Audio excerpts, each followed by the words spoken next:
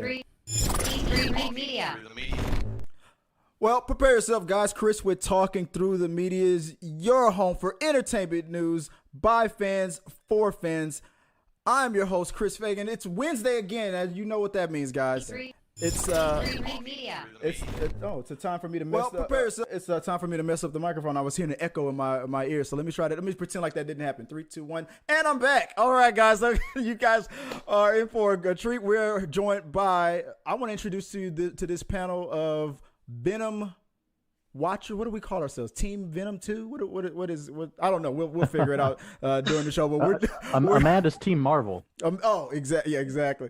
So we're joined by a special guest. I want to introduce Amanda. I see your display at the bottom. Is it fire? Oh yeah, that happens. Yeah, that's my legal name. But, hold on, I'll rename myself. But you guys know her from TikTok. Look, let me. I was just telling her, look, don't worry about the intro. I got you, Amanda. This is the conqueror of Marvel Studios, right? We're in the presence of this woman right here. Look TikTok in the eye, and TikTok blinked. This lady right here before you said, "I will not be denied. My geekdom, my nerdism is so strong. The world." Well, I swear to God, this woman has invented the Infinity Stones. That's what I'm telling you. She is conquering all the TikTok. It's hilarious. It's all the people that I wish would follow me are always talking great about her. So I was like, you know what? I'm going to ask her to get on the show. And she said, well, the check cleared, so she's here. And so, guys, Amanda, you guys know her. It's Amanda Just Vibing, right? Is where you can find you. Amanda Just Vibing. Just vibing. See, and that was one of the things that I liked about her name, because I'm all about the good vibes. And also joining us is just Jameson. Just Jameson. Hey, buddy. What's going on, Jameson? I appreciate you coming back, man. Hey, just happy to be here. You're usually with us, like, Jameson. I know you're usually with us on the Thursday shows. We talk more about entertainment news on Wednesday, and we mix it up with some movie talk and whatnot. And then on Thursdays, I try to make it more about the movie stuff. But this time it's going to be different. So since this time, we're going to be focusing on just one movie in particular. So as you guys have been seeing me online begging you guys, come on, watch it. It's going to be a fun show. We're going to be talking about Venom.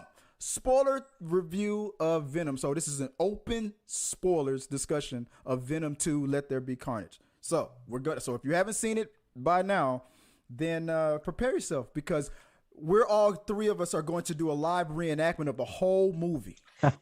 I will be playing all the parts, and they will be encouraged. No, we're gonna get into it. We're gonna do our little speculations and give our thoughts and our little review of the movie. And we want you guys, if you're watching us live, share your thoughts. I'm watching the comment section, so chime in, and like I always say, guys, let's keep talking. If you want to check out our show, if after we finish airing it and you don't have time to watch it on YouTube, you can also catch us on podcast.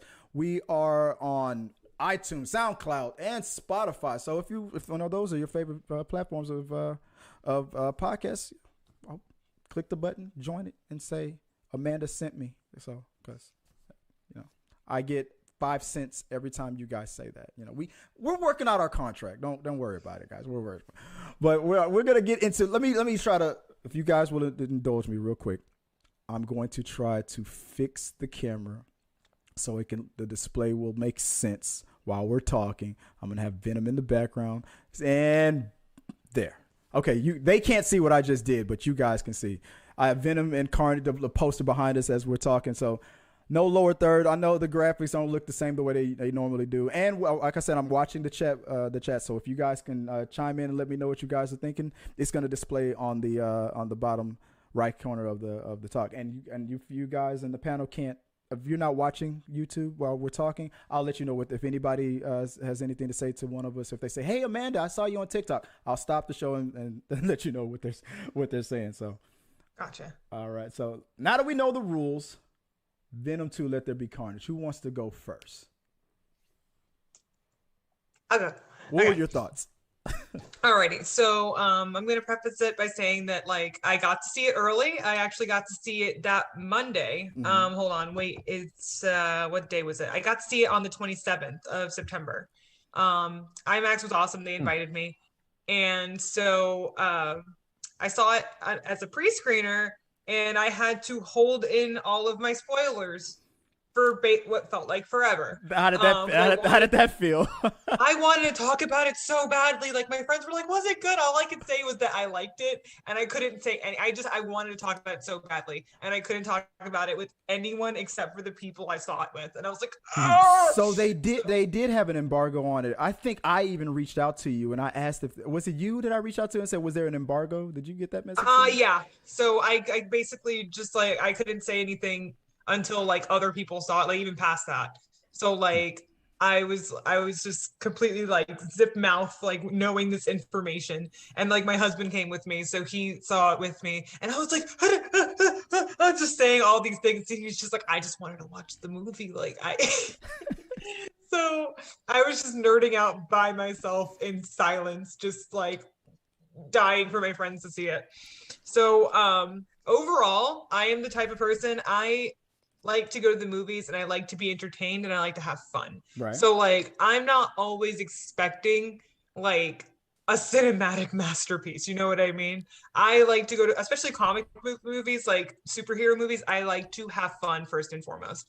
And I had a really good time watching it. I laughed a lot. And it almost reminded me of a rom-com. Like it was like a really just super powered, very weird rom-com. And like I enjoyed the effects. I think it could have benefited from an R rating. I think it being PG-13 kind of held it back because just the nature of Venom and Carnage and the nature of like the subject matter, I feel like it should have been rated R. But as far as the movie as a whole, I had a great time. I laughed a lot. I did like it better than the first one. I saw the first one twice when it came out, with two different groups of friends, and I really enjoyed the first one, even though it was so weird and it was so like, it was just a fun movie. That's all it was. But I do think this one was better. It was very fast, very fast paced. It put a lot into 90 minutes. Yeah, it's not. It felt like it was shorter than the other one. Yeah. Yeah, it felt like there was. By the time you registered what happened in like one act, the other act was already starting. So like I would blink my eyes and be like, "Oh, we're there already? That's okay, cool." So you kind of had to like keep up with it because it was very, very fast. I do like the dynamic between like Eddie and Venom again. It was very much like weird roommates, and they were roommates. Oh my god, they were roommates. And it just and then the after credit scene, I audibly screamed. Like there was a scream that ripped throughout the theater, and it was so funny because on one of Straw Hat Goofy's post, one of the people who was also there commented like, "Did you hear the scream in the theater?" And I replied back, "It was me. I screamed." Wait, you were there with other people from TikTok? Yeah. Oh, okay. Now I have. Okay, so before the show ends later, I got questions, but we'll talk off air on that. But real quick. So Jameson, you got to see it too, but you got to see it after it aired. I'm sorry, after on Friday. I'm sorry, when everybody else got to see it. You saw it on the weekend, right? What did you think about it overall? I actually just saw it. Like 2 hours ago. Oh, really? I thought. Wow. Oh, I thought 2 or 3 hours ago. Yeah. Really? No, yeah. So I saw it in 3D. Just there was like 3 other people in the theater with me. But I agree with Amanda that it would have been. I mean, it was cool. Don't get me wrong. I loved it. I loved the. I was just thinking about the amount of work that they had to have put into, the Carnage and Venom fight scenes and animating all of that, and it was really, really cool looking.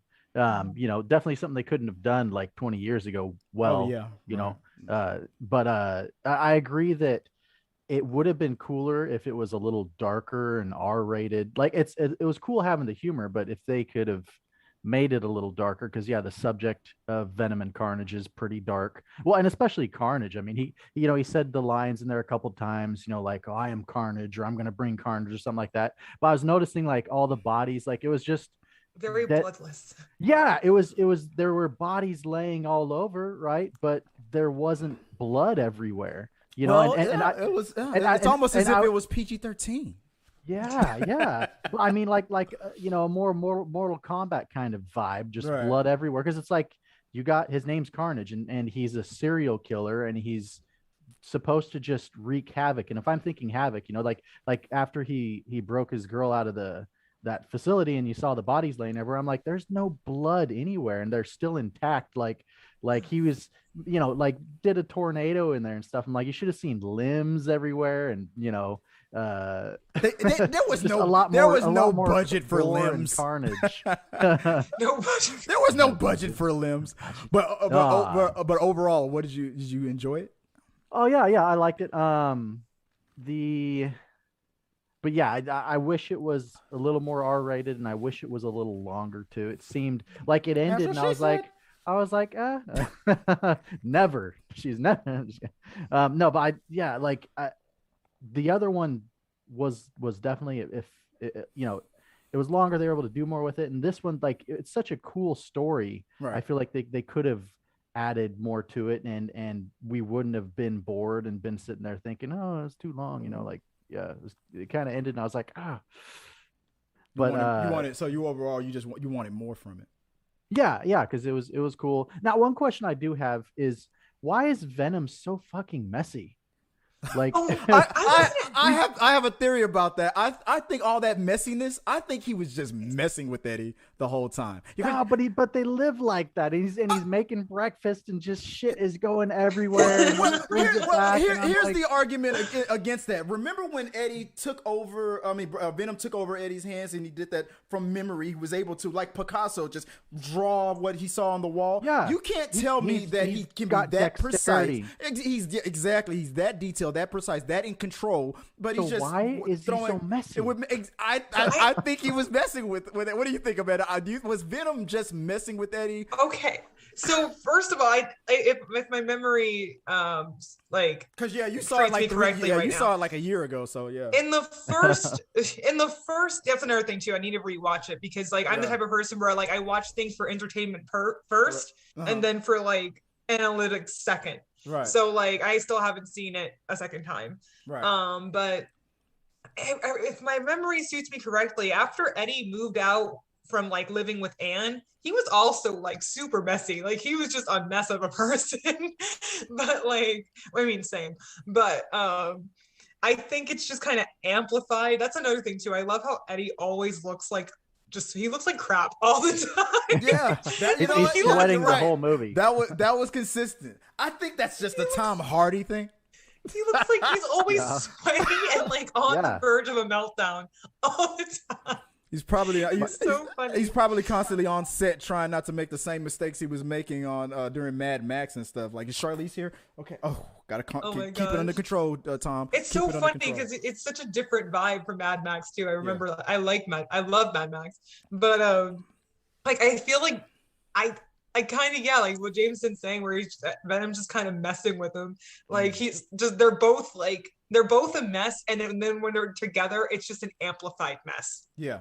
You know what I mean? Yeah. Because even after Eddie fixed his apartment, it still looked pretty rough, you know? Mm-hmm. After he fixed everything, after he vacuumed everything and patched up the walls, it still looked like a mess of an apartment. I mean, the cost of living in San Francisco is pretty expensive, you know? And that's another thing too. I'm just dude, he invested in a TV and he invested in an expensive ass bike, but he still lives in a closet. The cost of living's got to be crazy. Yeah, that's San Francisco. I mean, Venom was just that TV budget must have been crazy because that was a $2,000 TV. I think they were lying about that. That was just Sony trying to sell TVs. Let's stop. It was a product placement. Let's stop pretending who invented. I got a Sony tripod holding my camera up right now, so I know Sony's game. So. Okay, but the new TV he bought wasn't a Sony. I actually noticed that because they had the box there. I'm like, really? That's a good product placement. Yeah. What was it? It was some like A Vizio? VI. It was some brand I'd never heard of, like Huh. like Gavia or something. I don't know. Vizio. It was probably. I bet It was probably a Vizio. It wasn't Vizio because I recognized Vizio. I would have, it was something I'd never heard of. Walmart Great Value TV. That's probably what. Probably, it was. yeah. Maybe it was a made-up brand, so they didn't have to pay anybody. Probably, Yeah, but maybe. They do that all the time. But Sony, but they Sony's conveniently right had the there. box out there. Yeah, but okay, so I got you guys thoughts. So overall, you guys liked it. All right. Mm-hmm. Let me rain on this parade. Okay. I'm like, Spill the tea. It's Well, I mean, there were things I didn't like about it. Oh, too. yeah. Oh, yeah. Things I thought, just like with the storyline too. Well, I mean, first, so you brought up like how he was able to draw something so fast. right. I'm like, why is he a fucking journalist? You could be like Picasso. You could make a ton of money being an artist. That was a good skill, like- or at least Venom could. or a million other things. Yeah, it's like he's. I felt like he was living way below his potential. Then when Carnage became Carnage, and I was like, man, he's doing it right. He's not sitting there like sulking and like sweating all the time. He's doing what he wants. He was there. They were about to live the dream. But Yeah. when I watched. I put this up on my. It took me a couple of days for me to write my review. I didn't do I wanted this to be the first time I got on this channel and talked about Venom, because I usually watch a movie and then I'll immediately come up on the channel and I'll do my review.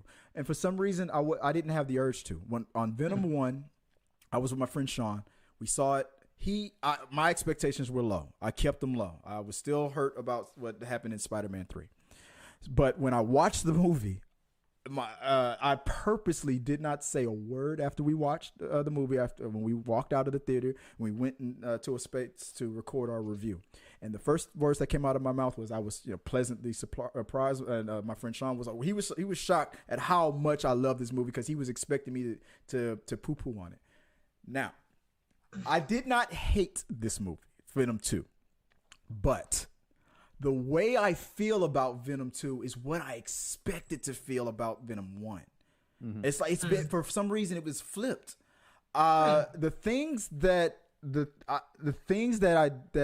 worked so well in Venom 1, the whole the friendship between Eddie and Venom, it's understandable. I know even in the comics, Venom loves Eddie. He protects him. He cares for him. People are thinking that's the reason that the movie is not going to be good, because the whole relationship between Eddie and Venom is so dialed out. No, that is Venom. I mean, yeah, he's more lethal in the comic books, but it's the comic books. But they did capture that they do have a bond, and they captured that very well in the first one, and I think they captured it well in the second one. But it was just that it felt like the problems with, and this is what I wrote in my review, the problems that people were saying that were happening in The Amazing Spider-Man 2 felt like they were happening again in Venom 2. Like the fact that it felt to me like we couldn't stay consistent on who this movie was targeted to. Is it targeted to just being a comedy? I know the first one was a little funny and everything, but it felt like they were more leaning on the whole ketchup spilling, breaking your nose and just being bad roommates kind of a movie.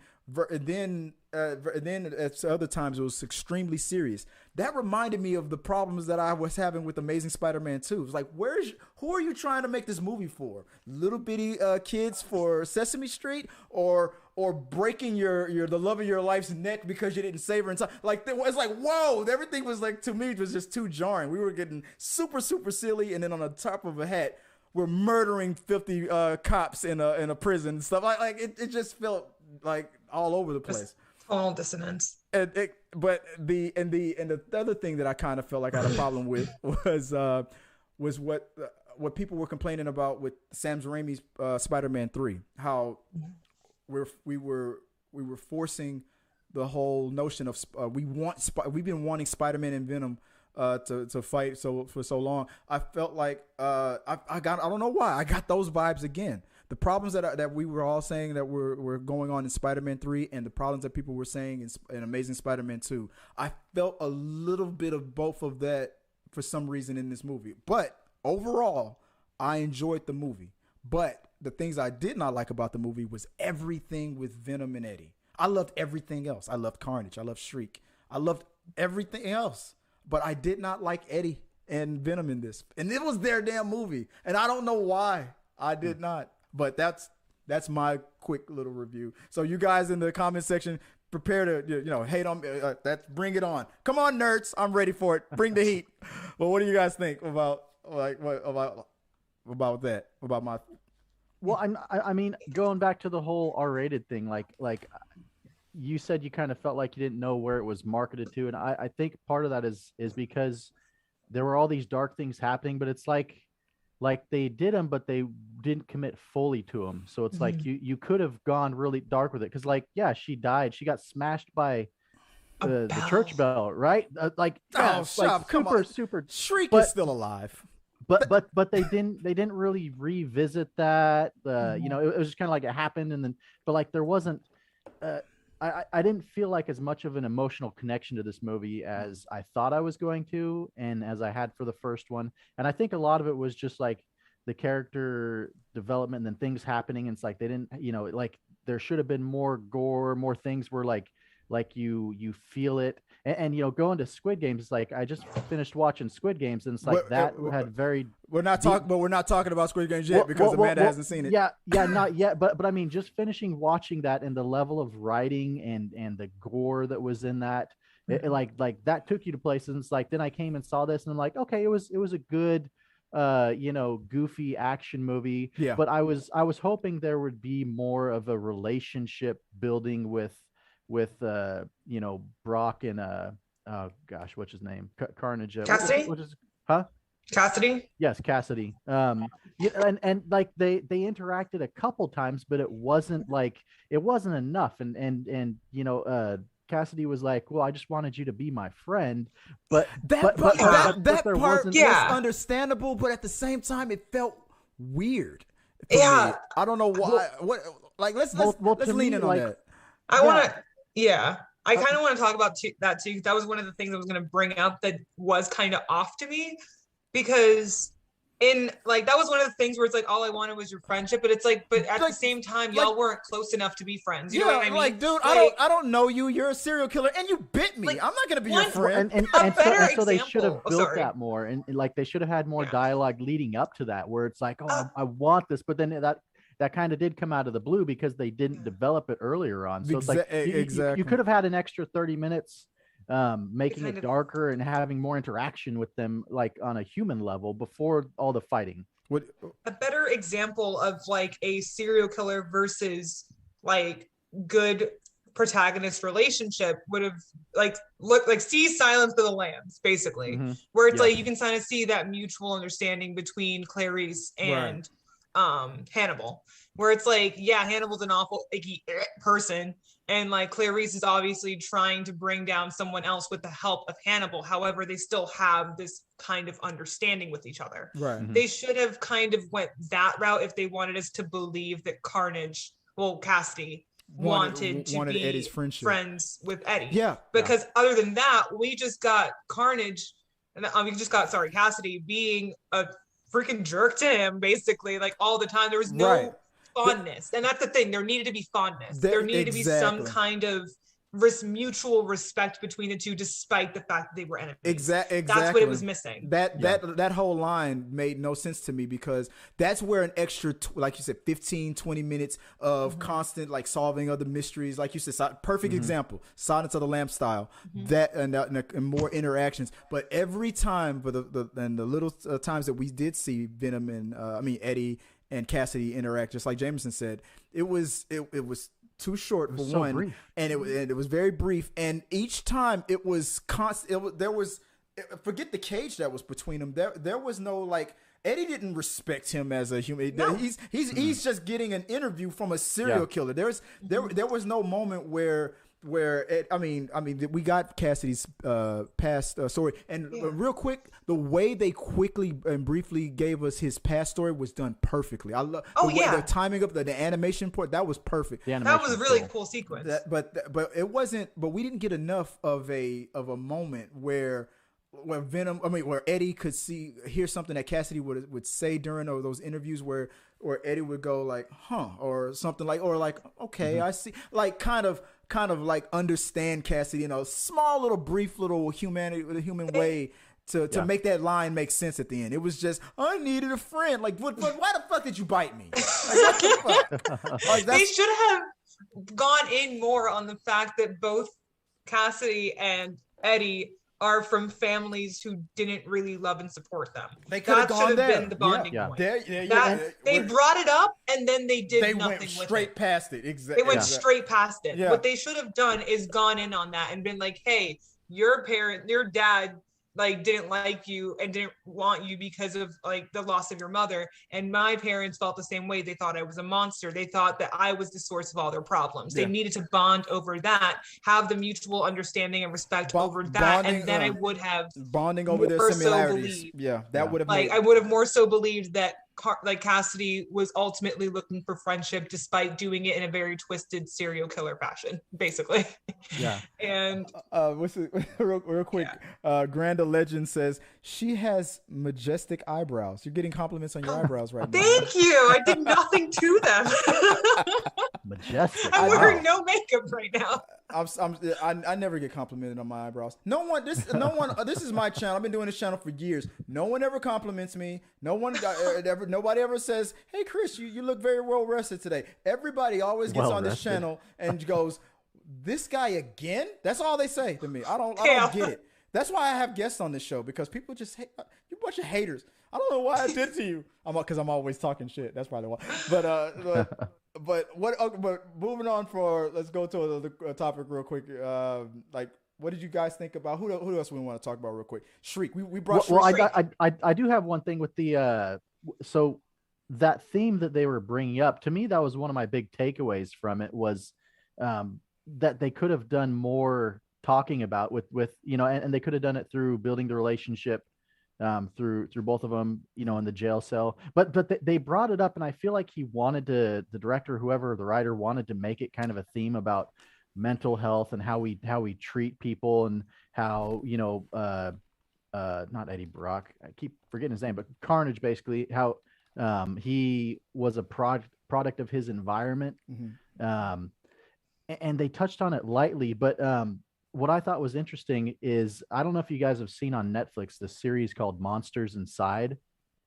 It's about this guy called Billy Milligan, and he's a schizophrenic person, and he was locked up because he was attacking women on college campuses, but he had serious mental health issues where he would have different personalities, and there was like a couple of he had 24 personalities. Oh, that's total. DID. I believe that's dissociative identity disorder. Yeah. Dissociative. Yeah. And so he had these different personalities, and some of the personalities would do things to people, and he didn't have control over it. And so he would, black out and then wake up and, not know where he's at and not realize what he'd done. And so when they took him to jail, he was just confused. A couple of his personalities were just really confused, and like, well, people are saying I did things and I didn't realize I did them. And the whole thing, watching the interactions between the symbiotes in their human form, I'm like, that's almost like DID in an effect. Like, they have these different personalities that they're not in control of. And when he was you saw the struggle of when Carnage was killing what was her name, Siren? Mm-hmm. Shriek. When he was killing her, and then man, I'm so bad with names right now. Cassidy. Mm-hmm. So Cassidy is like, no, don't do that. Why are you doing that? That's my wife, and but he doesn't have control over this other part of him, right? And I was like, man, that's kind of like DID in a sense, like except for his other consciousness is conscious at the same time, and so they're going back and forth. Yeah, I remember that part. Carnage warned him, like, if she does her powers again, I'm gonna rip her face off. Yeah, that was interesting to me.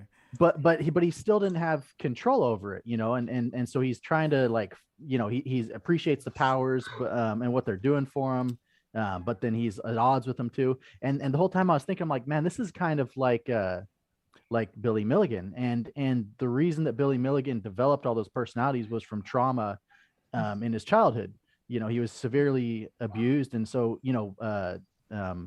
Carnage brings up at the end, he's like, hey, you left out half of my story. You left out, I killed my mom because she did this. I killed my grandma because she was abusing me.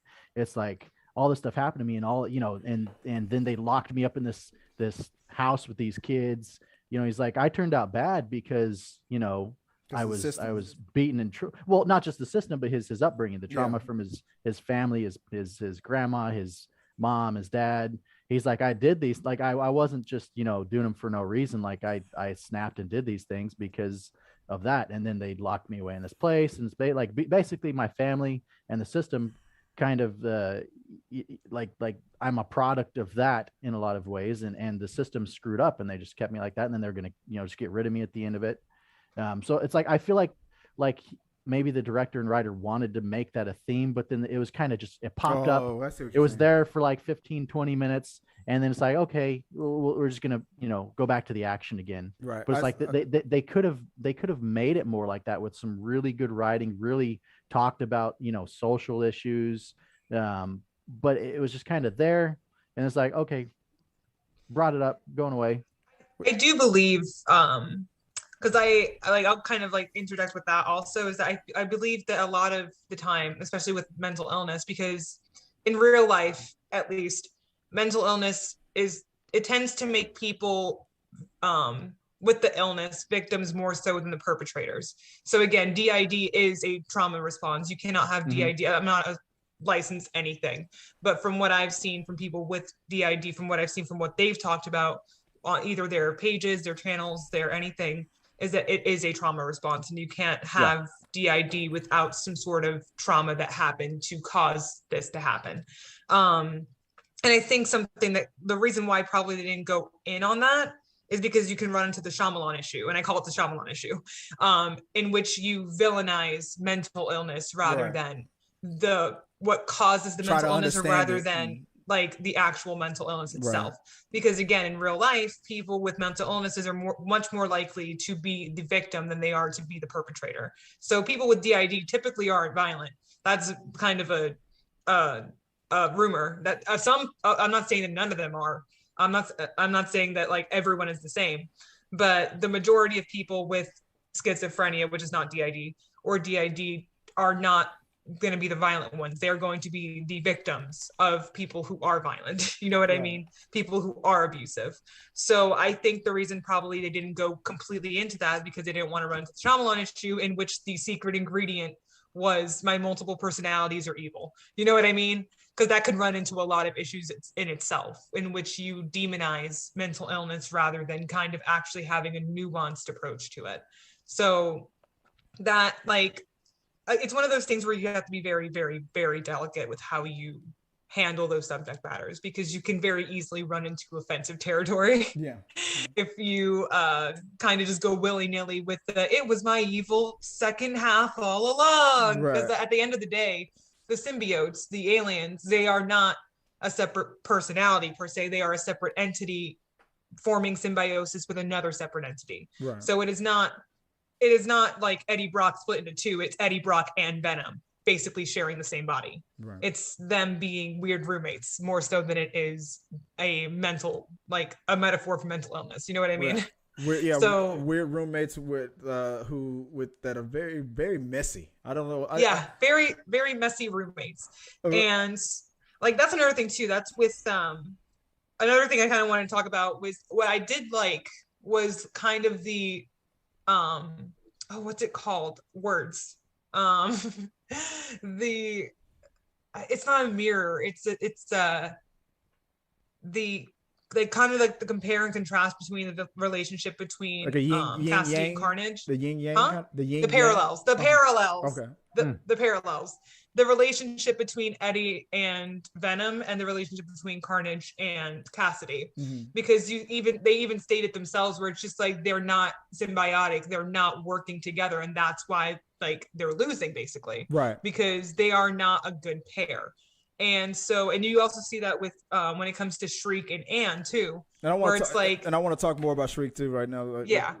Go ahead. Where it's like Eddie and Venom's love of Anne is also what helps them be a better team, versus Carnage and Cassidy being at odds when it comes to Shriek. You know what I mean?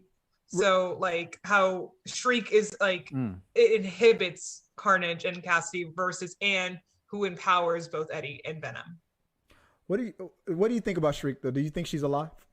I don't think so. I don't think so. I mean, I think she's dead. I mean, it was a bell, which means there was it's a hollow space inside of it. They ripped out the thing that rings inside the bell. She could have just been easily tucked away. We never saw a body. You know the movie rules: no body, no death.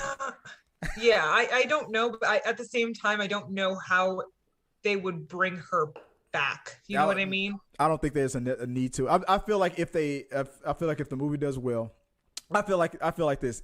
If the character is well received overall, and if it makes sense for maybe, I don't know if the third one or somewhere down the line, if it makes sense in the future, she's alive. If it doesn't, she was dead. Because like there was the teaser of her kind of passing on her powers to, I forgot his name. Damn. The cop. What's his name? The cop, yeah. People are talking about that. Is that what happened? No, she passed on her powers. No, people are talking about that. But no, that cop, according to now, I never read any Carnage stuff, but in the comic books, that cop was played by a person who becomes another person that takes a symbiote. Like how Carnage is the spawn. Of Venom. Carnage also had his own spawns. In the comic book, like a character called Toxic, and that cop is. You think that's what happened there? A symbiote named Toxic is who that cop is. That character is according to people that read more of the comic books than me. So I was watching that a lot on TikTok. People were talking about that cop in the comic book is Toxic. Is that so they're moving that along pretty fast. Fast. Like in the comics, that stuff. Like Spider-Man's gonna have some stuff to deal with. Yeah. Oh my God, that poor kid. Toxic joins up with Spider-Man. He's one of the he's a good guy because he's the cop, and so the cop tries to train his symbiote to not kill and be good, and kind of like how Eddie Brock is trying to do it with Venom, but Venom's more of like a anti-hero sort of thing and fights against Spider-Man. So in the comics, Toxic joins up with Spider-Man to fight against Venom and Carnage. I didn't know about that. Real quick before, because I don't want to miss any of them. So I'm gonna go to the comment section real quick from JFS the reviewer. He goes, with the way they ended Venom 2, how do you think the sequel will go with Spider-Man? Who wants to take that one? Well, I was wondering if because one of the trailers they showed was the trailer for the next Spider-Man and how he teams up with oh my goodness, blanking on names now. Help me out. Who's Doctor? Oh my goodness, Doctor Strange. Doctor Strange. So he teams up with the plot of that movie is he teams up with Doctor Strange because the world has figured out who Spider-Man is, right? Because and so he's not able to be anonymous anymore. People know who he is. They're calling him, a murderer for killing, I think, Mysterio or something. Yeah, Mysterio. Yeah, and so he goes to Doctor Strange. He's like, hey, can you just make everybody forget that I'm Spider-Man? Can we go back and just erase that from people's memory? And Doctor Strange is like, yeah, I got a spell. And then the other guy at the temple's like, Doctor Strange, don't do that. You're messing with something dangerous. And Doctor Strange is like, sure, I won't do it. Wink, wink. And so then he ends up doing it with casting that spell for Spider-Man. But then that messes with the space-time continuum, like the fabric of everything. And so it's almost like, looks like Inception, where the world's like, folding in on itself. And so with that, what I was kind of confused about, I'm like, okay, if they're trying to do that, where it's that Flash, the whole point of that Flash was to make everybody forget who Spider-Man was. But then right after the Flash, they see Spider-Man on TV without his mask, so they know who he is. That's the thing about trailers. So we don't know when that happens. We don't know when that happens in the movie. We're taking things from clips that were pieced together in a trailer that might have been out of context. What we saw at the beginning of the trailer might be something that happened at the end of the movie, and what we saw at the end of the trailer might be something that happens at the beginning of the movie. Well, but what I'm saying, if that Flash was that spell that Doctor Strange did, where it's supposed to make everybody forget, because that spell messed with the space-time continuum, and so it's like putting them, it's messing with the fabric of reality, and then it could like have other universes collide and stuff like that. So because the Flash, then all of a sudden it's like it went from nighttime to daytime. They're in somebody else's room. They're like, where the hell are we? You know. So if that was them like going from one universe to the other or having universes merge, then I would be confused why they're showing Spider-Man without his mask right after that. Have you seen Into the Spider-Verse? I was just about. No. I know where you're going with this. You haven't seen it? Okay, so we're gonna get into like deep spoilers, obviously, because we're talking about Spider-Man. That's Spider-Man for those of you who don't speak Amanda. I think Amanda's about to give the answer that I was about to give. Go ahead, take it away, Miss Marvel. So basically, what happened? There's a theory also going around TikTok. So I'm gonna go into why Spider-Verse is important first, because if you saw the first movie, right? And you saw the after credit scene was a scene from Spider-Verse in Venom. So the first Venom movie, the after credit scene of that movie is a snippet of Spider-Verse. Mm-hmm. So Spider-Verse and Venom do somehow exist, like at least on the same plane of existence. So what happened at the end of Venom 2 in the after credit scene, when they were on the vacation, they were on the bed, they were watching TV, and then all of a sudden everything glitched. That glitch looks exactly like the glitches that happened in Spider-Verse. So every time the multiverse kind of converged and like messed up in Spider-Verse, there was a kind of television glitch, and it looked exactly the same as it did. So you're okay. So you're in the thinking. Okay, so here's the question. So the thing that brought. Okay, so let's talk. Okay, real quick. So let's talk about is the Spider-Verse the animated one? Yeah, that's bringing all the different into the Spider-Verse. So because I posted this question on this channel for a polling. I said, what do you think was the thing that that caused that caused Eddie to come into the MCU? Was it what Wanda did, and when it was Wanda became the Scarlet Witch? Was it what happened in Loki? Was it what happened here or there? And people voted on it. I don't have the results up right now, and thank you guys for voting on it. But I never thought, because I didn't see those rumors, I never thought to enter that possibility into the because this is a good topic because it is Sony. And what happened in Spider-Man Into the Spider-Verse could be the thing that caused the interruption, maybe simultaneously with the multiverse stuff that's happening in the MCU. That's what I was thinking. But, people thought that, because remember, Loki's technically begins in 2012. Okay. Technically. So, and then as you guys know, if you guys have seen Loki, that everything, like, time moves differently in the TVA, so time is not linear. Time is more like branches. So basically what the theory is on TikTok is that WandaVision, Loki, now I guess we have to add Spider-Verse, and Doctor Strange doing the spell all happened simultaneously. That is okay. Jameson, you saw WandaVision and did you see Loki? I saw Loki. I haven't seen WandaVision yet. So okay, so without spoiling too much, there's the thing that happened in. Pay attention to what happened on the last episode of WandaVision whenever you see it, and think about the something that happens in the last episode of Loki. There's a moment on Loki. You said you saw Loki, right? Yes. Yeah. Okay, so there's a moment on Loki where He Who Remains, when he stops being able to see the future, he said, we've just crossed. Remember that moment where he just paused and he was like, we just crossed the threshold.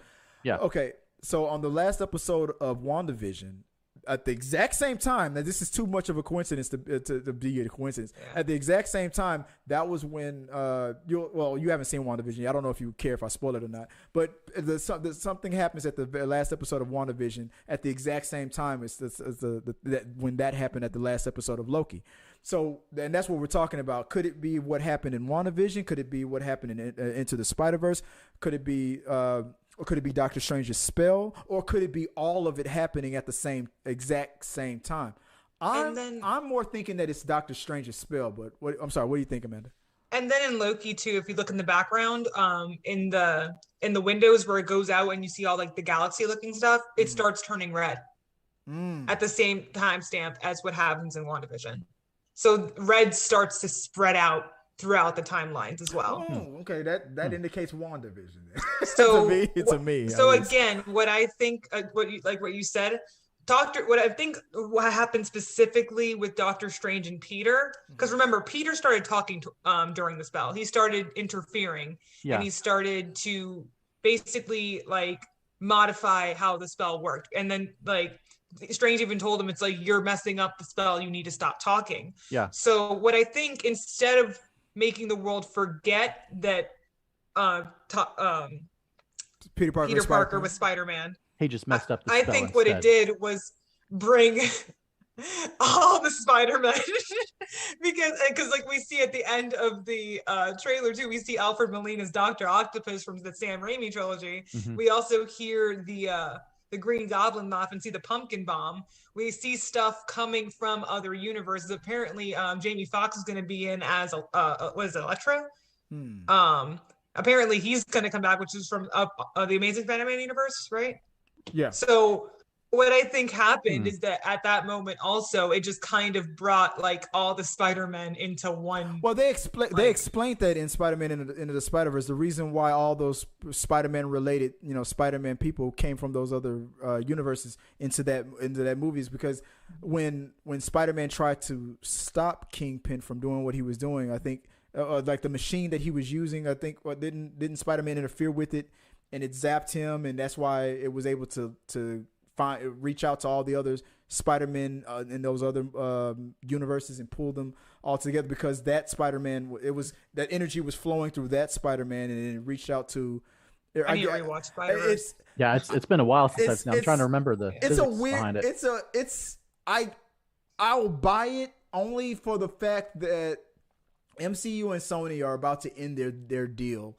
And they need to justify the reason why Tom Holland is no longer in the MCU, and he's probably going to go into Venom's universe and pull a whole bunch of Spider-Man related people with him and whatnot. So if the theory is that what happened at the end of WandaVision, what happened at the end of Loki, what happened in the beginning of Spider-Man Into the Spider-Verse, were all those multiverse kind of things happening simultaneously. My question now becomes, how are they going to explain that real quick well, I'm assuming No Way Home? When are they going to throw all that crap in there? I think No Way Home is kind of going to be because you know how WandaVision was technically still its own contained thing. Right. Loki was still its own contained thing. Even What If, it's still, even though it is dealing with the multiverse, still its own contained series. I feel like Into the Spider-Verse is probably going to be its own contained thing within like the multiverse, and then Multiverse of Madness is when it's all just gonna it's all just gonna Doctor Strange 2, you mean? Go crazy. Yeah, okay, well, that makes sense. Let me go back to the conversation real quick. So what were your top 5 best and worst moments of Venom 2? That's from JFF's The Reviewer. Who's that to? Everybody? I don't have a top 5, but I already mentioned what I didn't like about it in the beginning of the movie. We already kind of I talked about. Okay, so you guys liked it. What didn't you like about Venom 2, Amanda? What didn't I like? Mm-hmm. I think I would have preferred it to be a little bit longer so that they could fit more again of the relationship. Like I would have more so believed Carnage at the end. Well, not Carnage, Cassidy at the end. If he would have actually had like a fond relationship with Eddie. Yeah. Because they were both just jerks to each other. Yeah. And there was no mutual respect or fondness. They were just basically just a reporter and an inmate. And that was it. That was their relationship. And the only reason they really it's not even explained why he wanted Eddie so much. You know what I mean? It's not even explained why he wanted Eddie to be the one to report on him. What was the reason? Why did you want this greasy ass guy to be the one to report? What did you say, Jameson? At that point, he didn't know the sweaty guy. What was it? This greasy man. You didn't know at that point. Cassidy didn't sweaty know and sloppy that Eddie had Venom or anything. He didn't know that there was a secret or anything. He didn't know anything about Eddie other than the fact that Eddie was a person. He respected Eddie's journalism style. But even then, it's what? We didn't even see him reading any articles articles that Eddie made. It would have made more sense if he had like collected his shit or whatever. Yeah, like if there was pictures all over the walls. Like he had Eddie it would have made sense if he had like a weird hyper fixation on Eddie, and you just saw him reading through his articles and like for some reason feeling this kinship with this dude. Yeah, like it would have made more sense had there been. That would have been where an extra like 10 or 15 more minutes would have been useful. Yeah. Like there should have been like, especially like after like the whole like alien like explosion thing, like he should have had like pictures of that in his cell. Like he should have had like a reason to give a shit about Eddie, basically. Yeah, you're and there was right. no reason for him to give a shit about Eddie other than the fact that he was gonna bite him and then get the weird Carnage baby. For all we know, he flipped a coin and just picked the journalist. Exactly. Like it's like there was a wheel that he spun and it was just like Garbage Goober and Jerry spin again. Like that's what it was. And then it just landed on Eddie. He's like, okay, this it was either Oprah Winfrey or Eddie Brock. It just landed on Eddie. Real quick. Jason Bell says, did y'all like or dislike that Carnage was killed off?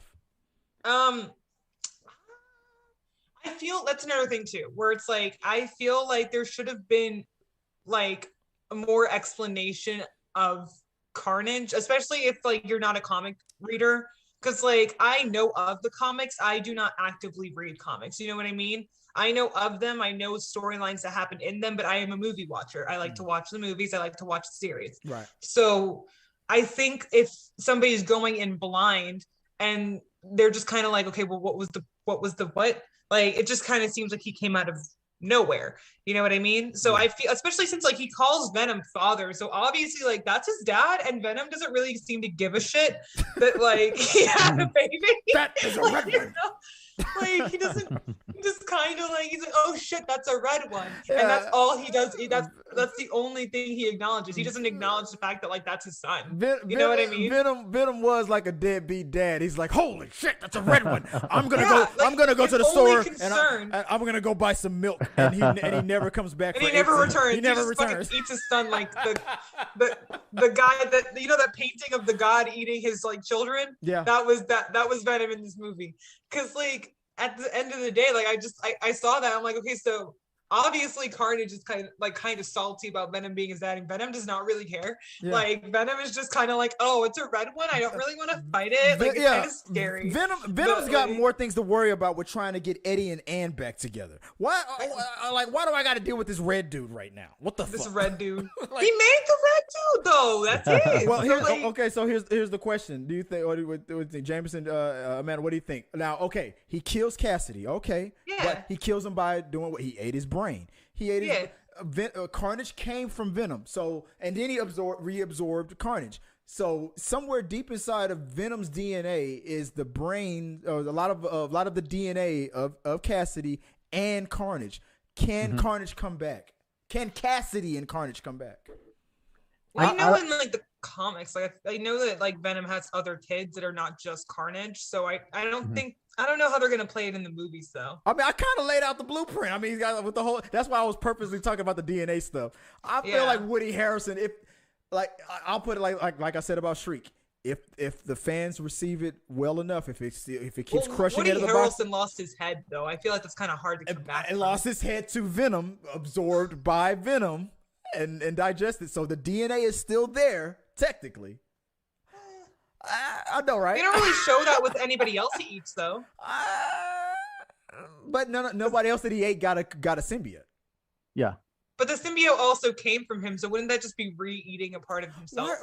That's the other question: is can he absorb, like reabsorb another symbiote? When he did that, I was like, is that even possible? Because like in let us know. Let us know in the comment section. Is that a thing that happens? He really said, "I brought you into this world, and I will take you out." Pretty much. I will take you out. Yeah, exactly. I love that about it. I wish like going back to how short it was and everything, and so we already kind of complained about this if you want to go to like the 5 complaints, but like I wish that this was more of a series, like a TV show, like an R-rated TV show, where they could have gone deeper into it, because they could have had a bigger relationship between Eddie and Cassidy, and then Carnage and Venom, and I don't think they're going to bring Carnage back, but I mean, in the comics, like Carnage is around for a while. In fact, Toxin is, I think, Carnage's kid, not Venom's, right? And so it's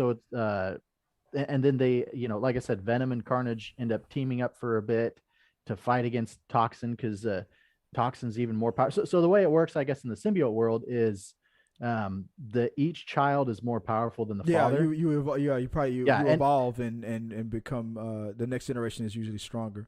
Yeah, and so like in the comics, so I think they said like I mean, my numbers are probably gonna be off here, but Venom can lift like 20 tons, and then Carnage can lift like 100 tons. Like he's that much stronger, and then Toxin's even stronger than that. And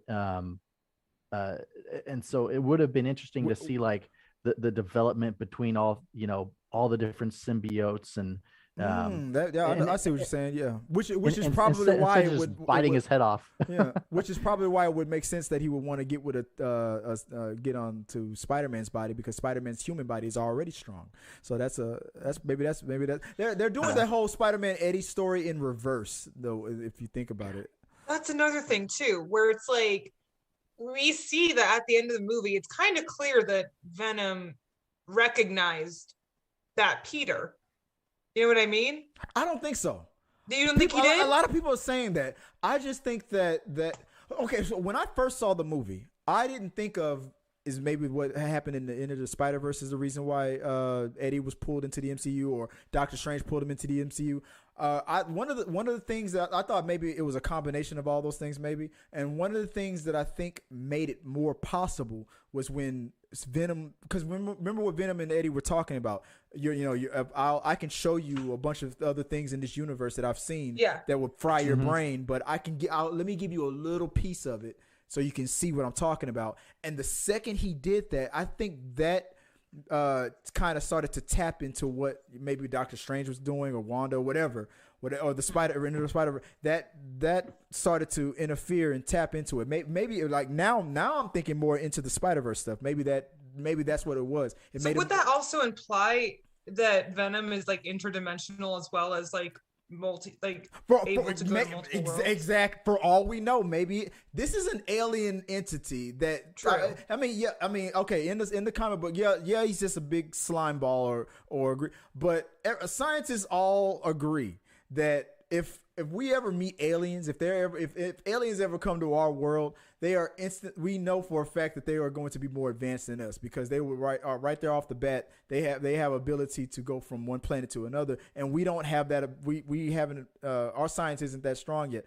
Let's not underestimate Venom and his people, because they're slime balls. They are probably way more advanced than humans ever will be. They need to be attached to other entities to survive. But that conversation, I feel like that brief little 1 minute conversation with Venom and Eddie about like what he's seen in this universe and stuff like that.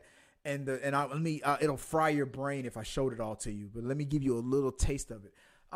It made me think Venom is way more advanced than we realize. He's not just some entity that can just take over a body and make it stronger. He's an advanced life form, way above our humans. So I don't know. What do you think? Well, yeah, and that was something I thought was interesting. It's like they brought that up at the end, right? And it's like I didn't know that symbiotes had a hive mind, right? So that's almost like saying like you can tap into the internet, right? You have all this knowledge, and so it's like if he is that advanced and smart, why does he act so dumb all the time? I mean, it's kind of like I think the reason why it's because I think it's kind of like Elon Musk. It's comedic relief, but where it's like you can be a genius and you can be really smart. Venom is socially awkward on his planet. Yeah, like Venom.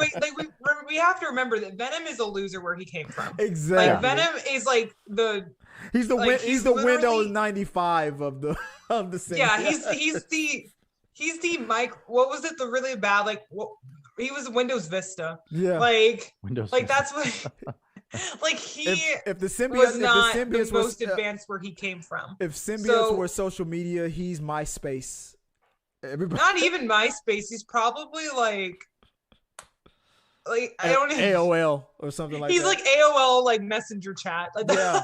but like so that's like where he comes from. He's the loser. He's the Eddie, basically. Yeah. He's like the trying to be like cool, but like definitely not gonna be cool. Yeah. And so I don't think intelligence, like I do think intelligence and personality does go hand in hand. However, I don't think that being smart and being like a silly, goofy person or symbiote in this case, and being kind of a mess of a human or symbiote in this case, is like, I don't think it's just mutually exclusive. I think you can be both. You know what I mean? Yeah. Like, I think you can be both like a full-on mess of like a being as well as a highly advanced being, if that makes any sense. Sinister, real quick, Sinister Six. That's another topic that's coming up. Everybody thinks that Venom is the sixth person. That's going to be in No Way Home. The sixth what? The sixth villain for so in Spider-Man Into the Spider-Verse. Okay, we have Doc Ock. We have like all these other. We have Electro. We have all these other villains that they think that this is a setup for the Sinister Six, and people believe that Venom is the sixth person. We have Sandman, Electro. We have all these Vulture, all these other guys. I don't think so either. I don't think he is. I don't think Venom is the sixth member. Did you know? What about you, Jameson? Do you think?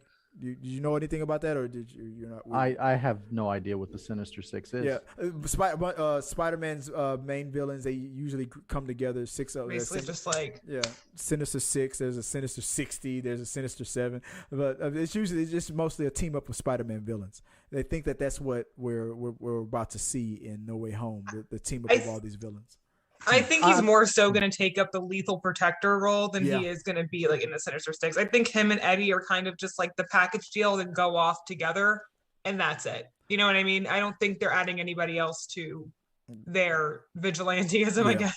I agree. I mean, he's trying to be a protector. He would have no reason to join the Sinister Six. He doesn't know those guys. Well, I mean, they've made him they've made him a good guy in the movie so far. Exactly. You know, so that would be kind of a flip for him to. I mean, I know that's his role in the comics, but like you know, if they did the story the traditional way where Eddie Brock hates Peter Parker and all that stuff, and they did it that way, then it would make more sense. But in the movie version, we're getting the relationship between Eddie Brock and Peter Parker in reverse. He's already Venom, and Venom meets Eddie first, and then now he's going to be by Spider. So it doesn't it doesn't make sense for the Sinister. Well, and in the Spider-Man movies, they already had one with Venom where he fought Venom too. Well, I mean that's some. What is it? Here's the question: is it possible? Is it the same Venom? No, but that was my question. Since if it's possible that we're gonna get Tom Holland to meet the other versions of Spider-Man with Andrew Garfield, you can get the different versions of Venom. Do you think there's gonna be a slight? What is the chances that Tom Hardy meets the Sam Raimi Venom? What do you think the chances are of that? They bring was that actor's name? Eddie. Oh, what's his name? Oh, Topher Grace. What are the chances that Tom Hardy meets Topher Grace? That Venom. I don't know because we did get the because I almost called him Green Lantern. Holy shit, Green Goblin. Yeah. Is technically dead. In the Sam Raimi trilogy, but he still is going to pop up. They explained that like the explanation of that online is that when the multiverse opens up, they pull all of those Spider-Man villains from the point in time when they were about to die and pull them all. Yes. Pull them all. So the same thing was to happen to Venom. Because remember the little the what are they called, the metal poles, and then they made all that noise, and then they went and then and then like Topher Grace's Venom. If Topher Grace's Venom, nobo's talking about that. I believe we are the first people online. T3 Media is exclusive. We did. Topher Grace's Eddie Brock will be also the sixth. Die. That would be.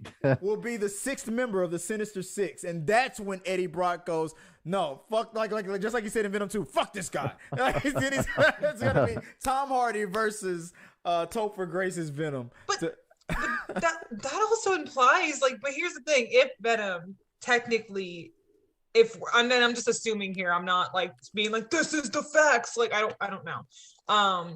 If it is to imply that Venom is multidimensional, like would there be another variation of Venom? Like Topher Grace? Like, but no, like the symbiote Venom.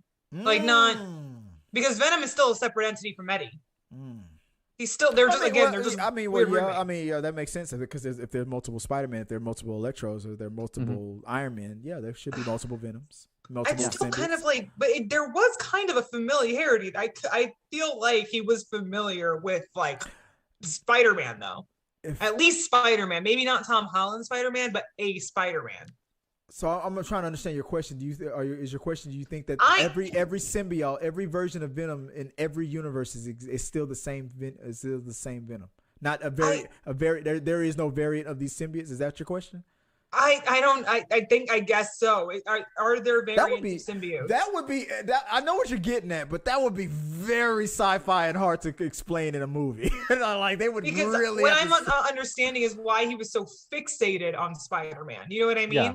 Because why would he be fixated on that? Would just be a random ass kid on the screen. I'm gonna say no because then at in that end credit scene when Eddie looked at the image of Spider-Man on TV.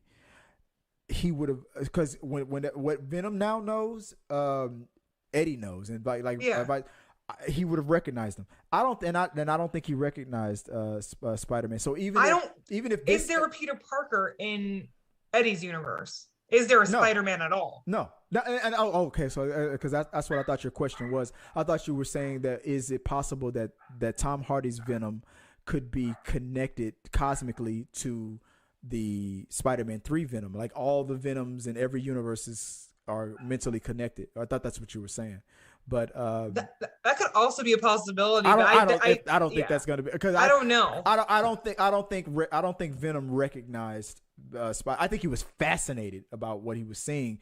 And since they want to be the lethal protectors, the TV was saying Spider-Man is a murderer. He's a this and that. So okay, we're stuck. We've been pulled into this universe for some weird reason, and the TV is telling me that this guy that calls himself Spider-Man is a murderer. Let's go get him.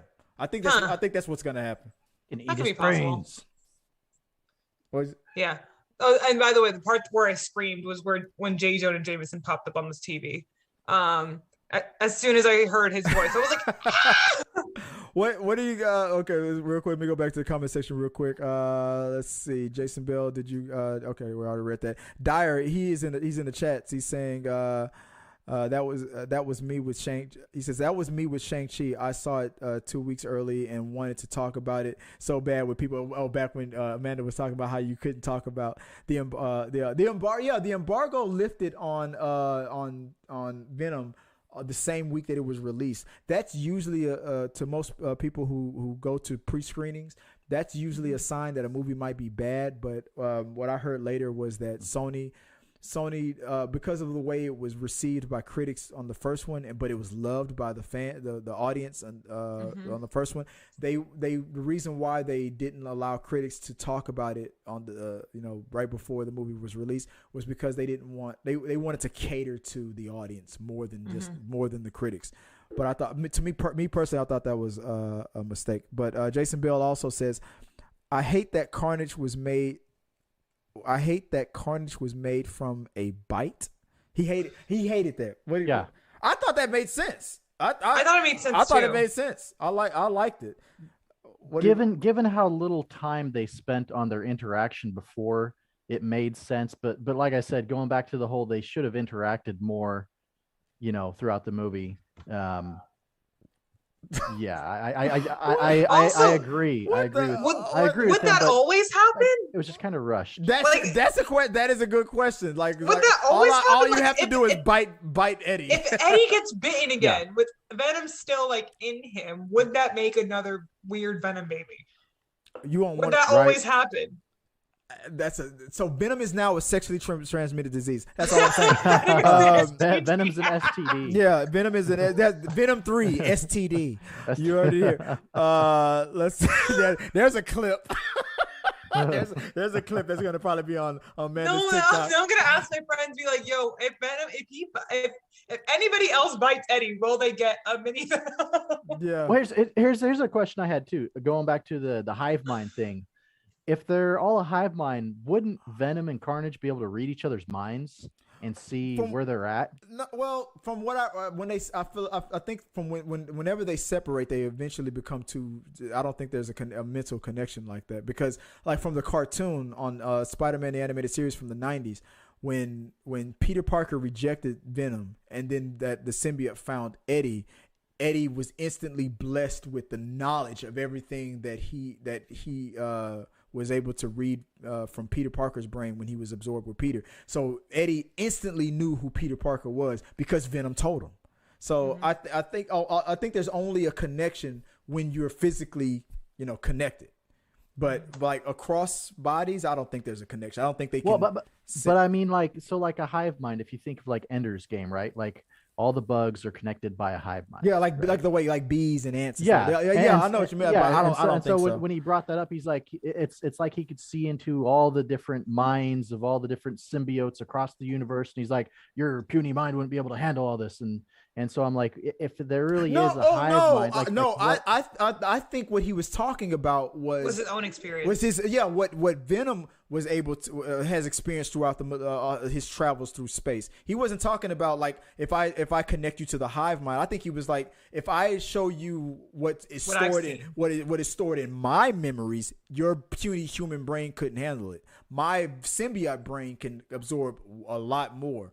But if I so I'll give you a taste of what I've experienced for what we know is thousands of years of space travel or millions of years of existence. Like Venom could be millions of years old or billions of years old for all we know. We don't know. I felt like that's what he was talking about. But real quick, this is funny. Jameson, you might know this commenter. 26 Constance is, I think, talking to bringing up what I brought up earlier. I like your eyebrows, Chris. Tell Constance to stop trolling. How nice. Like whatever. You're like Constance. Constance. You were complaining about not getting compliments now. And now you get a compliment, and I don't trust it. You're gonna say something like, maybe that's why you don't get compliments. What is a black man without his paranoia? But anyway, so let me. Real quick, dire situation cosplay adventures says, or going back to our old conversation, Cletus Cassidy, who was trying to tell us remind us who Cletus is. Mulligan becomes Toxican. Yeah, we talked about that. Y'all need me on here. I'm sorry, Dyer, you didn't make it in time, man. I was like, you didn't let me know what time you were going to be available. I couldn't just bring. Actually, I could have sent him a link, but we're already over time already on this episode. This, believe it or not, Amanda, I try to make this a 30-minute show. Oh, really? We've already gone over an hour, and I know I don't know whenever you need to chime off. I know that we've already gone over. That's why I'm trying to quickly go through the comment section real quick and see if there's anything that we might have missed. Riot absorbs Venom. We've already talked about that. His name is Toxin, not Toxic. Is we were being corrected by Dyer. Jason Bell says very, very high. I'm sorry, Jason. I don't know. I didn't know what you're talking about when. Oh, Jason Bell says Rhino will be the 6th member. Rhino from Amazing Spider-Man 2. I hope not. I hated that version of Rhino. I hated it. I am a killer. No. That's all I got to say about that. But any last things that we want to talk about? I know we kept you longer than I normally do, Amanda. I know you got a lot. I know you have to get to your homies real quick. Guys, if you are not following Amanda on TikTok, what the hell are you waiting for? Follow her. If you have TikTok, I said that I was going to tease her about this. Amanda recently was being shadow banned on TikTok, and then the very next day went ultra viral. So my theory is that all you have to do on TikTok to go viral is tell TikTok that you feel like you're being shadow banned, or be a person like Amanda on TikTok, which is awesome and entertaining, and then good things come to you. Because I've been on TikTok myself, and I'm boring as hell, and nobody likes me, and that's why I only have like 2,000 followers. But Amanda is creative, funny, smart. Oh. She knows her shit. She's funnier than a little bit, and she has good vibes and good energy. But when she said that she was being shadow banned, I'm gonna tell you, I'm gonna be honest with you guys. It triggered me and all of her other supporters. We instantly were like, TikTok, no. And then the gods came together, the universe and the stars aligned, and then now Amanda, I feel like your channel is your page on TikTok is growing and going in the direction where it should have been going all along. I feel like there's nothing but good things coming your way. I'm glad that you were able to join us here today to talk a little bit about Venom. Thank you. We're gonna go into the next topic later on, and I know you don't want to get spoiled on that, but if you don't mind, if there's any last thing about Venom that you want to talk about real quick, anything you want to bring up, or if not, if you want to let everybody know where they can find you online, let us know. So yeah, overall enjoyed the movie. Probably gonna watch it again. Definitely also before No Way Home. Mm-hmm. And if you guys want to find me, follow my content. I'm on TikTok. I'm on TikTok most of the time. And it's at Amanda Just Vibin. So Amanda, my name, Just, and then Vibin with no G. And I'm also the same name on Instagram. And mostly my story, I don't really post pictures unless something cool is happening or unless I do a cosplay. But I also just post random shit on my stories. So if you just want to see me rant about things or just like see me exist, then you can also follow me on Instagram. But yeah. And I also have a Twitter. I don't really post on Twitter, but like it's there. And it's the same name, Amanda Just Vibin. Exactly. Awesome. And so guys, once again, I'll thank Amanda for joining us. I'm sorry I kept you over time, but it was a great talk. We're gonna get into our Venom talk. So go follow Amanda on TikTok. And thank you guys for joining us on our Venom discussion. Thank you for complimenting my eyebrows, Constance. I know I can't take a compliment. I apologize. But I'm not going to pretend like my eyebrows are going to compete with Amanda's over there. She's, awesome. she can't take a compliment either. Look, she always cheeses when you compliment her. She's like, come on, stop it. But I appreciate you, Amanda. And look, right. I hope if you don't, I talked about this before you got on. We are doing a movie trivia on this channel. If you ever want to compete, I'm gonna invite you. I'll reach out to you and see if you ever want to compete on that. So maybe about Marvel stuff. What do you think? What do you think you would want to compete in if you want to go one-on-one with somebody? What's your game? Probably like now that I've just been like really like into Marvel like movies and TV lately. Probably Marvel stuff. Marvel, okay, all right. So maybe let's see who wants to go to one-on-one with Amanda. So maybe if I'll give her advance notice if Amanda wants to compete in the T3 Media's movie trivia game. Who wants to go one-on-one with the queen of TikTok herself, Amanda, out there? We'll find out. Maybe it'll be me. Who knows? I don't think she's ready, but we'll see. But Amanda, thank you again for joining us. I appreciate you, and I'll let you go. I know we went overtime, and I appreciate you for joining us. So Alrighty, see you guys later. Nice to meet you, Jameson. Nice meeting you too. Yeah. All right. Peace. Peace out. And I'm gonna go leave. Bam.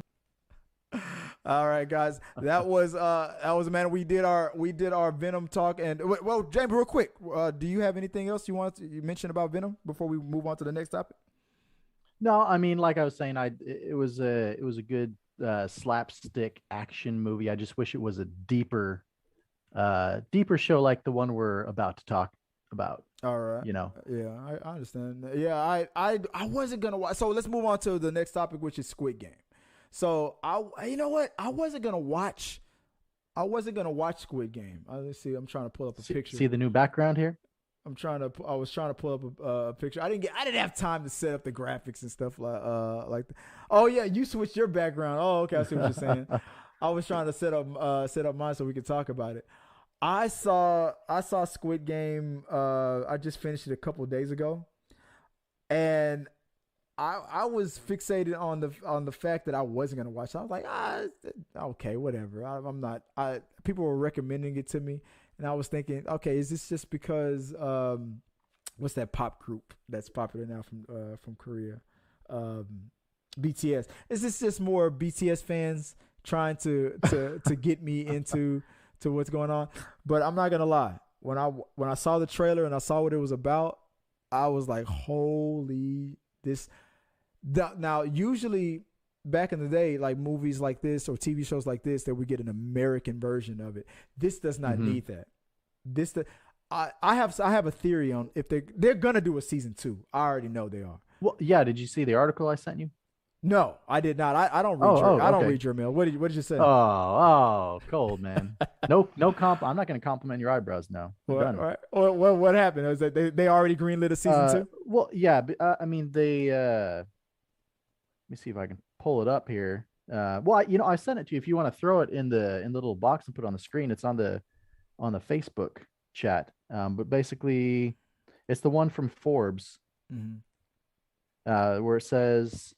Squid Game 2 season 2 story news straight from the director. So it's just saying because it's viral, there's most definitely going to be a season 2. Right. But the director doesn't have any solid plans for it yet. He's like, I don't know what direction I want to take it. I mean, I felt like that's kind of odd given the way it ended. The way it ended, it's like there's definitely got to be a sequel. Yeah, I mean, the way it ended, and for those of you who don't know, we'll talk spoilers about this too. So if you haven't seen Squid Game, we're gonna spoil some stuff. The way it ended, to me, I didn't think it made any sense. Like I didn't like a lot of it, but I get like it's a good what's the word? It leaves it open for a really cool type of sequel. With a completely different direction. Yeah, I mean, the fact when I was in the middle of watching it, when I was seeing that it was a bunch of people that were trapped in a space, and they were fighting for money and things like that. And they were going to play these weird games. I instantly I was telling my wife when we were watching, I was like, I'm telling you, this is not a movie about some millionaire or one billionaire who's hired a whole bunch of people and brought these poor people on these islands to fight or whatever. I said, no, to do something at this level, you have a team of billionaires to helping you with something like this. Especially if they actually give out the money at the end. Yeah, exactly. It's a lot of money. It's a lot of money. So it's like, no, this is not one billionaire or one millionaire masterminding this thing. This is a team of sickies of billionaire sickies. You know, you got Mark Zuckerberg and Bill Gates and them. They're all in on it. So it's the Illuminati, bro. Which is technically the Illuminati. And I was like, that's why at the end of the season, when they showed, those other billionaires who were there at the end of the watch the game end and stuff like that, I wasn't surprised that most of them were like rich white Americans and things like that. Some from the South and stuff like that. They didn't speak Korean, so they weren't really subtitling it. They were speaking English. And I said that made perfect sense, because if it leads off into a season 2, now our quote unquote hero who's trying to expose the Squid Game people is going to try to go off into maybe he's going to go to other countries where the Squid Game is probably being is happening in other places. But then we would immediately talk about the end. That's where everything to me fell apart. You're a brand new millionaire, a hero of our series.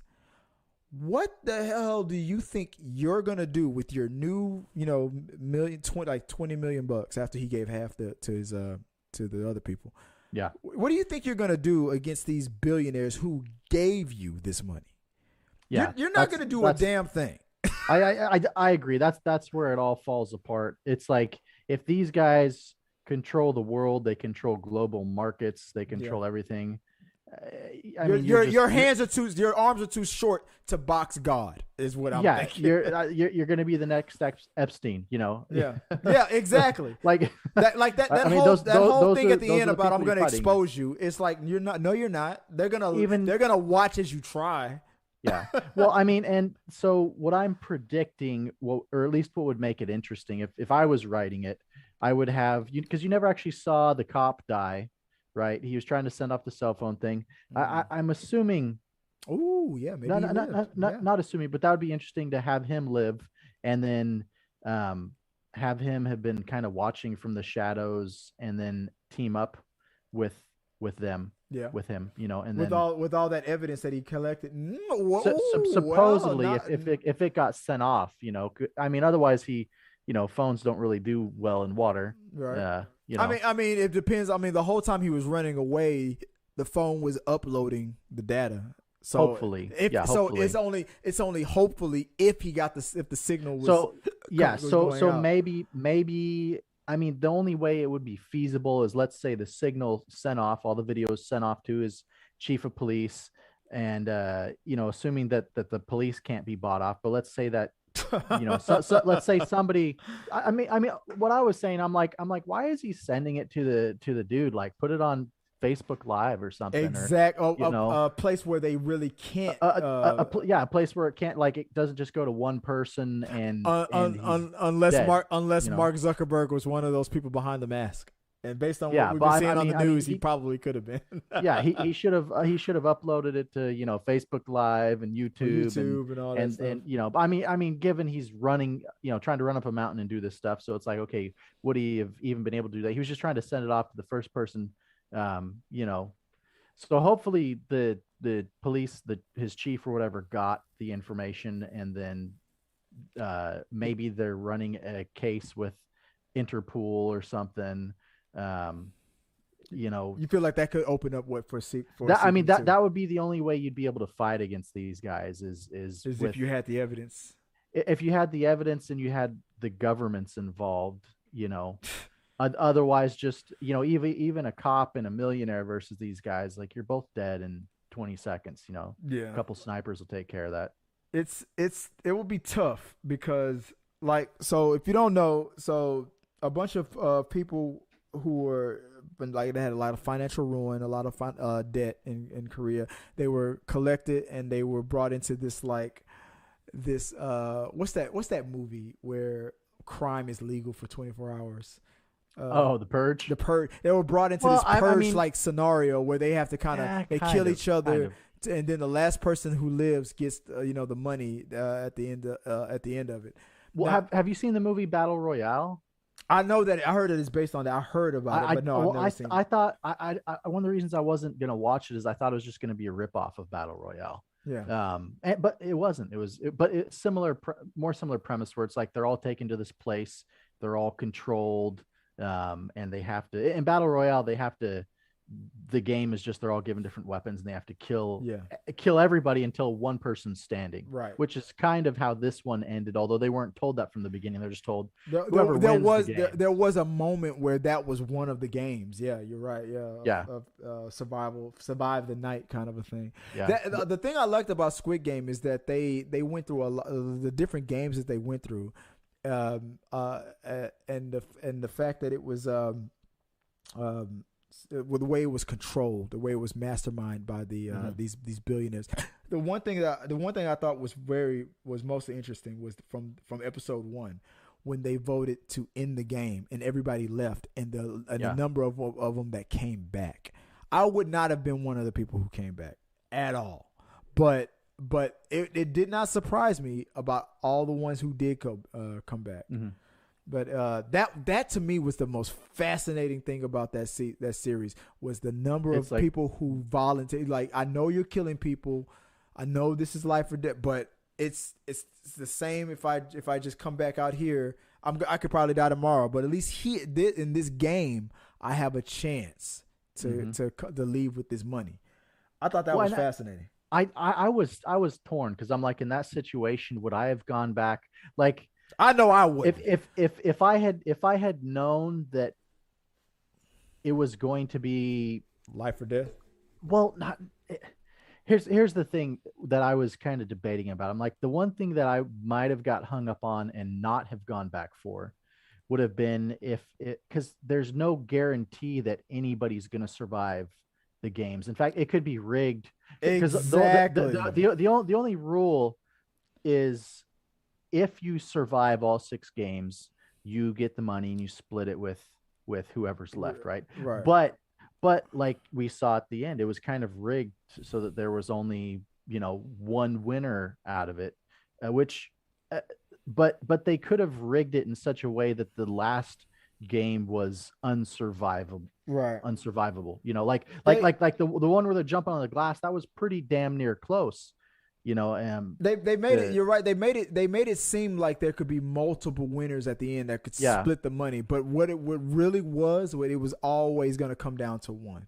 Yeah, which I mean, it could have been because the Squid Game in the beginning was 3 versus 3, and so there could have been a winning team, a losing team, but they killed off so many people in the last, in game 4 and 5 that it came down to that. But I mean, either if you look at it from a financial perspective, either way, if they are giving away that money, it doesn't matter how many people it's going to. They're giving away the same amount of money. Yeah. To see people die in this spectacle, right? So to me, it's like either I would feel like, okay, there's going to be winners and they're going to give away the money, or if they're really smart investors, they're going to make the game unwinnable and just be like, well, the money was there as an incentive to get people to fight to the end, but in the end we knew nobody was going to get it. Or they could have just like been, I mean, because if they're the type of person to get off on that and to set this thing up,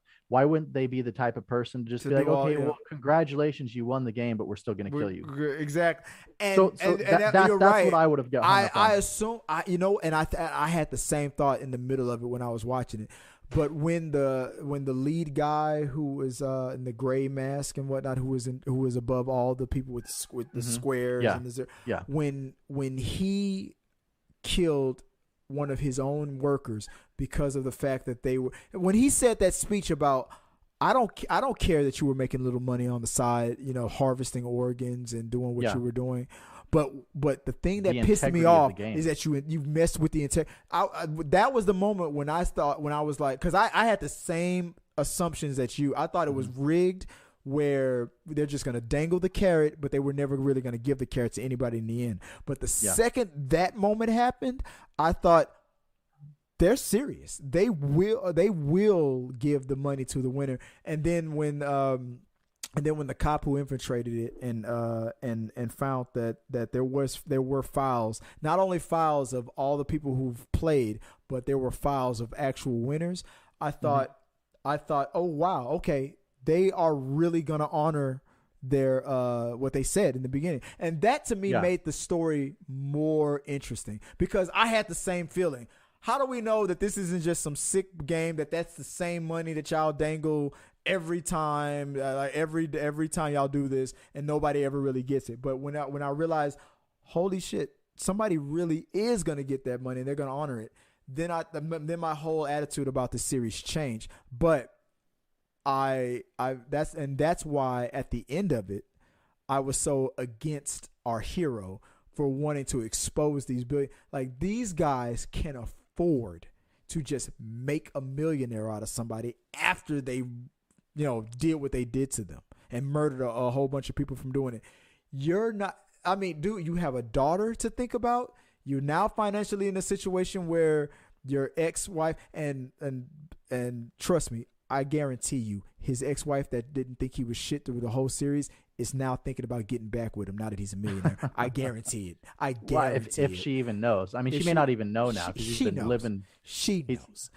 There's no way in the world, because I couldn't wait to throw it in her face that I'm a millionaire. You took my daughter. You're living in the States now. I think season 2 is going to happen in America. You're living because I think that's the setup. You're living in America now with my daughter and stuff like that.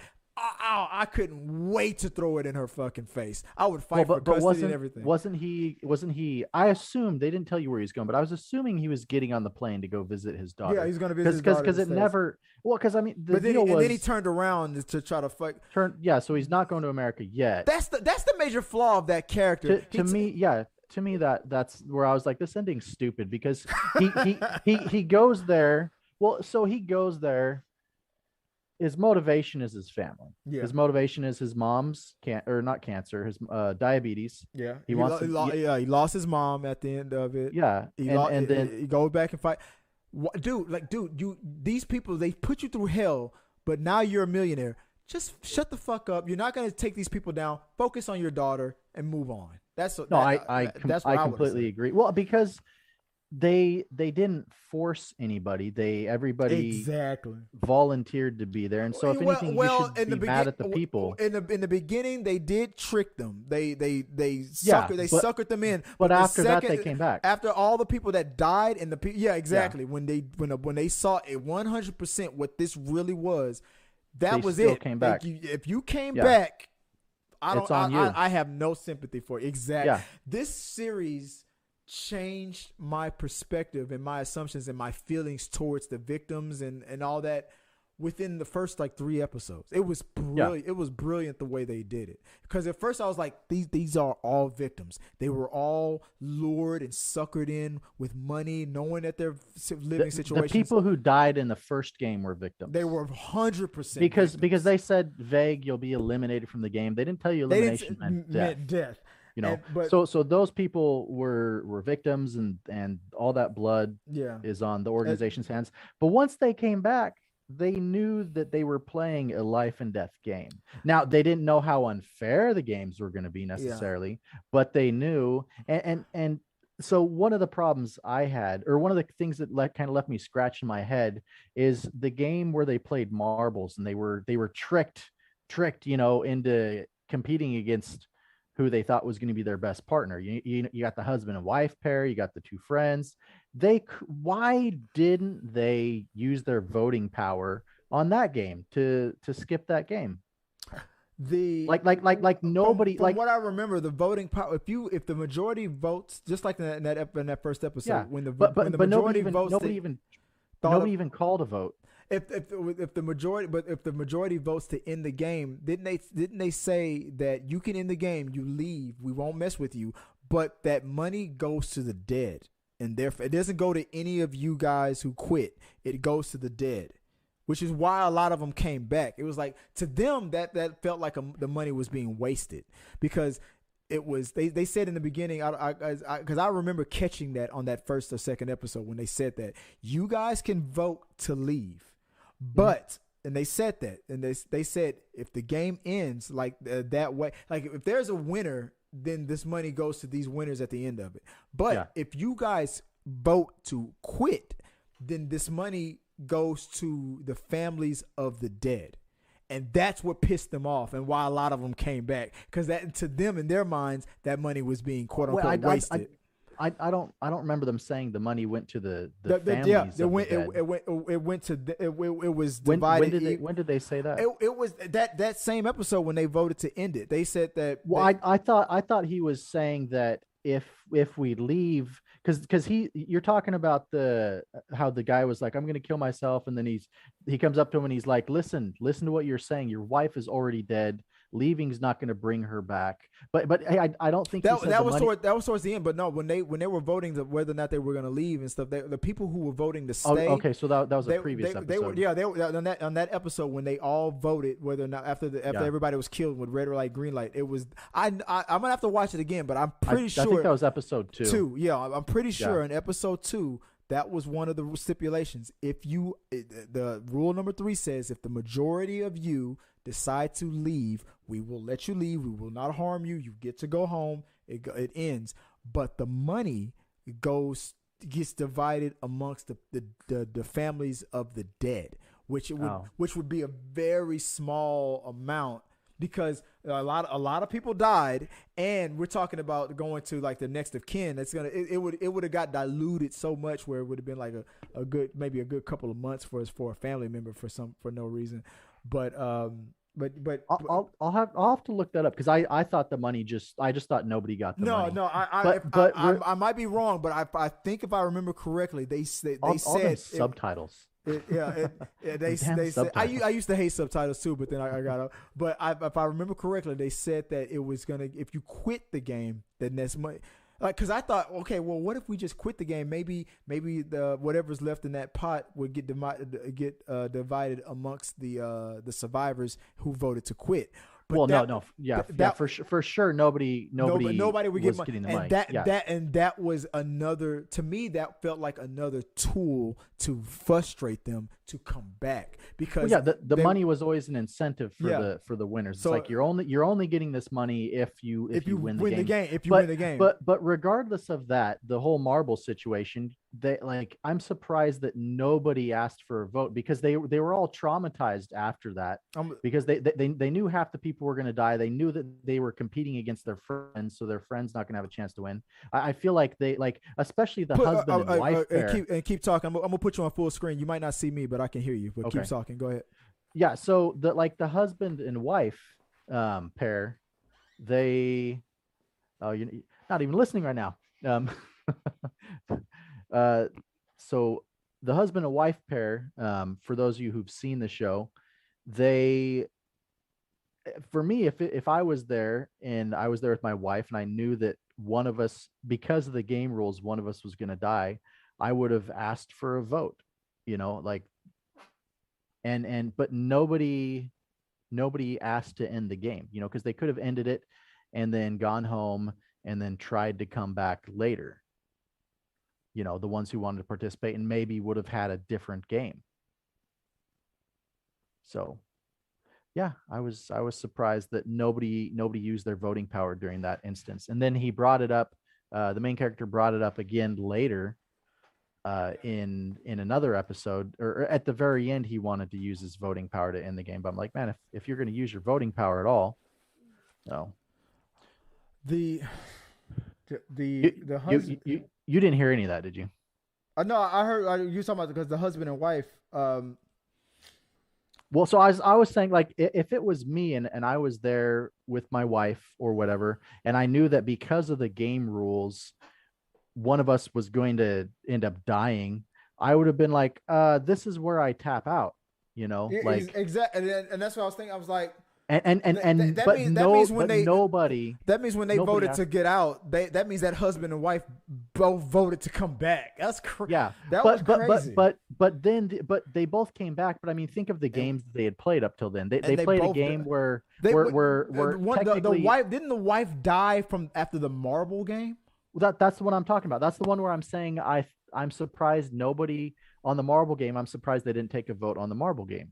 Because that's the one where I'm like, if I know that half the people are going to die on this game, and that specifically I'm teaming up against somebody, the other person in the world that I care most about, then I would have called for a vote. And I feel like a lot of the other people in that game would have been like, hey, well, we feel tricked, and we don't want our best friend to die. So that was the brilliant thing about that round, because everybody thought that they were probably pairing up because of this might be another physical game, this might be another this or that and the other.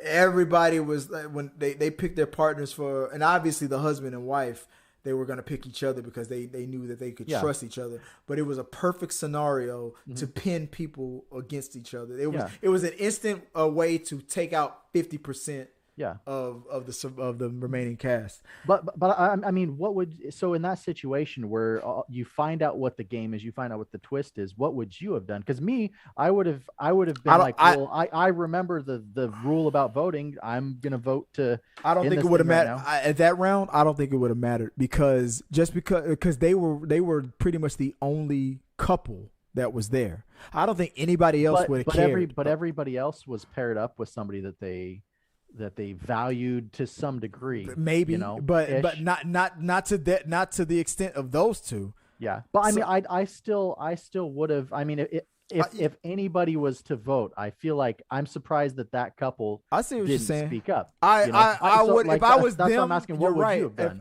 You're right. The same thing you're saying. 100%.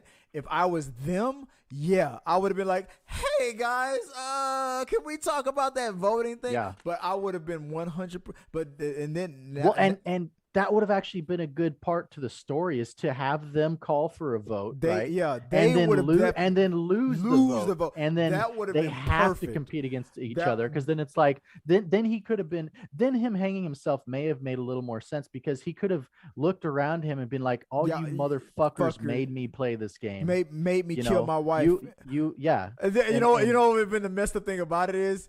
It was like I'd have been like, if I was one of those motherfuckers that he was mad at, I'd have been like, dude, like now you're just mad because you have survivor's guilt because you caused your wife's death. She could have easily. What if she'd have beat you? I'm like if she would have won and then he'd have died. What if she would have won the whole damn thing? You don't know. You don't know what would have happened. She could have been the one to win the whole thing. I mean, like, I don't know if, assuming they had kids, like, maybe they didn't have kids. I was like, if they had kids and he hung himself, that's some bullshit. To have a husband and wife there, I'm gonna assume they probably didn't have kids. Did not. I'm gonna assume they did not because. But a lot of those people had kids. A lot of them did, but yeah. But usually, I mean, but a lot of them were like just like our hero. They were in a situation where they were divorced and they had something to prove for that kid. That's the motivation to join. But a couple, I'm like, usually in that situation, like you know how couples always are like, let's not travel together because if a plane crashes, then our kids are orphaned. But if one plane crashes, then they'll still have the other parent. They both chose to go together. So I'm assuming because I'm gonna have to assume they don't have kids. I'm gonna assume that they don't have kids because I would think that the wife, at the very least, the wife would have been like, "Fuck no! Didn't you see all those people getting shot and die? There's no way I'm gonna go back to that thing and risk not, our kids not having parents." The wife, at the very, I can see the husband being like, "Come on, baby, let's try." But the wife, no way. I don't see the wife going back. I don't think they had kids. I don't think they did. But either way, his response to winning, like to be so devastated by it, to hang himself, I'm surprised. If that's how bad he felt about it, why wouldn't he have tried to bring a vote to the table? That would have been and that would have been good because then it would have been like, well, he tried. And everybody else was like, greed. Nope. Yeah, people are, because the point they tried to do at the end was, when the dude's laying in the hospital bed and they make that bet about the homeless guy, he's like, do you trust people? Do you trust that humanity's good, that anybody's going to help it? That would have brought you back to that moment where it's like, you knew that this couple was pitted against each other. You knew that you were pitted against all your, people that you care about, people that you pick closest, and yet you motherfuckers still chose to continue the game. That would have like really driven that point home for him to commit suicide. Yeah. Well, not just for him to commit suicide, but that people's greed is oftentimes more powerful than their love. I honestly, and I know what you're saying, but to play devil's advocate and put my mind into my head, because I could empathize with what would probably be going through my head if I was one of those MFers who didn't give a damn about them. And look, hey, I can understand one person, these individual people who saw all that killing and decided for themselves to come back for whatever reason. Y'all were a couple. There was at least one extra opportunity for some common sense to talk you out of coming back. But y'all both, as a couple, decided to come back. Like, fuck you guys. You guys, you saw all those people get shot and y'all both still decided to come back. So, like, no, y'all came back. Like, I would have been like, this is just me being the asshole. If he would have tried to stir up that pot, I would have been like, you thought that because you were a couple, that you had a mental advantage over all of us who are forced to try to make friend relationships and alliances with these strangers that we don't know. That's why that's another thing that probably made y'all come back, because y'all thought y'all had a mental advantage, which you kind of did until the marble game. Yeah. I wouldn't, if I was just one of those regular folks that they would have probably been complaining about that too, I'd have been like, no, screw you guys. You're just mad because these sicky billionaires have come up with a round that cut your alliance, your little thought process. It knocked it out. That game, those games turned out to be 100% fair from beginning to end. It eliminated all types of possibilities of cheating or gaining advantages. It didn't matter. In some games, it didn't matter about how weak you were, how strong you were. Smarts, and like the old man proved it. I'm like, he wasn't the strongest person at all, but because of his knowledge of tug of war was the only reason why his guys survived, because of his knowledge. See, that was actually one problem I had with the whole thing. with the twist at the end. I don't. Do you want to talk about the twist real quick? I predicted that he was in on it from the very. I didn't think Did you? when he supposedly died after the marble round. I thought, well, there goes my theory. I was like, wouldn't it be funny, because usually stories like this end with a crazy twist like that. Like, wouldn't it be funny if the old man was in on it the whole time? But then I was like, oh well, okay, well, he got killed with the marble thing, and I never thought about it since. But then at the very end, when we saw that he was in on it, then I made myself remember, oh yeah, but we never saw his body. I didn't. So when you first met him and he was 001, I was like, there's something about this guy, right? there's got to be there because there's some significance to being the first person, the number one. But I didn't think that he was like the leader of it or anything. And so I quickly forgot about that. And then he, supposedly dies, and then I didn't think about it. So that twist actually caught me by surprise. There were several things. That was the brilliance of it. Yeah, several things we predicted, like the brother being the leader, like the cop's brother being the leader. That was something that we predicted. There were a couple other things, man. I'm trying to. I thought the brother was going to turn out to be just one of the winners who just had a new life somewhere else. I was like, we're like, that would be a twist if his brother was in charge, one of those guys. And I was like, he'd have to be the head guy, because if he was just one of the guys in the pink or purple suits, and his brother was to find him, he'd still get killed by the leader. So I'm like, the only way the cop could make it out alive, or have any chance of making it out alive, is if his brother was the one in charge. Because that guy called the shots. But do you not think that the brother who was running the show, who turned out to be the cop's brother at the end, do you not think that he was one of the original players and winners? And then that part I didn't see. I think because I was in that room where the cop detective brother was found all those names and those files. Yeah. If I remember correctly, I think his brothers was one of the winners. I think I'm gonna have to go back and watch it again, but I might be wrong. But I think his brother was one of the winners, and brother was one of the winners. It showed that he got his money, but then he was convinced decided to come back. He was convinced to, hey, we gave you this money, so salary isn't a problem. I need you to help run. You know how this shit works now. So will you come back or maybe they didn't give him a choice. Maybe they were like, we gave you this money. We will kill you. We'll kill your family. Like we like your mentality. Run this organization for us. I don't think it was forced or coerced, because he seemed pretty committed. Like he seemed very committed. When he caught the guy, the doctor and all those guys, and then had them killed, his line where he's like, I don't give a shit if you guys are making money on the side. I care about the integrity of this game. And then you're right. He really cared. He said, I don't know if it was that same scene or a different scene, where he said, this game out there, life is unfair. This is the only place where everything is quote unquote fair. Yeah. For these guys to make money. I was like, okay, this guy believes. He became he became a believer. Big time. And and so I think my camera's off. So that right there, I was like, I wonder if this guy played the game, and that's why he cares so much about it. Yeah. But yeah, I didn't make the connection that he was one of the winners until they showed him in there. But to care like that's to me makes him as a villain, makes him that much. I feel like in every movie or TV series, the best villains are the ones who feel like what they're doing is right. When they feel like in their heart that they're doing the right thing. Because in real life, that's what real life villains are. Real life villains generally believe. They all think they're the hero.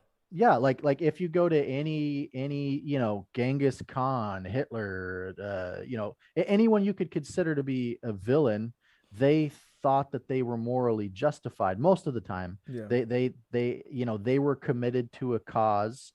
They thought they were in the right. But then they lose, and so history writes them as the bad guys. Yeah, it's true. Yeah, you're right. The winner history. But the history is written by the conquerors. Yeah, you're right. Yeah, but all the people on the losing sides felt just as committed, as the winners did, or otherwise they wouldn't have been fighting for most of the stuff.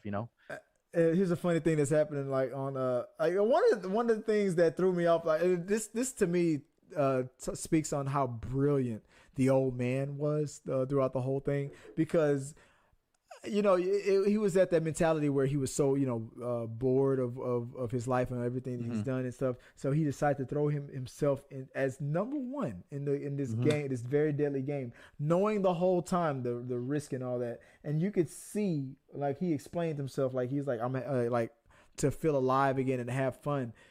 He was really that's what cracked me up about the old man. He was enjoying it. He was really fucking enjoying it. It was crazy. The first scene when they do the red light green light game. Like he was happy as hell. Yeah, so you knew his backstory, and so you're just assuming he's crazy. He's this crazy like you're assuming he's out of it. Kind of I thought he was just reliving his childhood or something, but he was doing a lot more.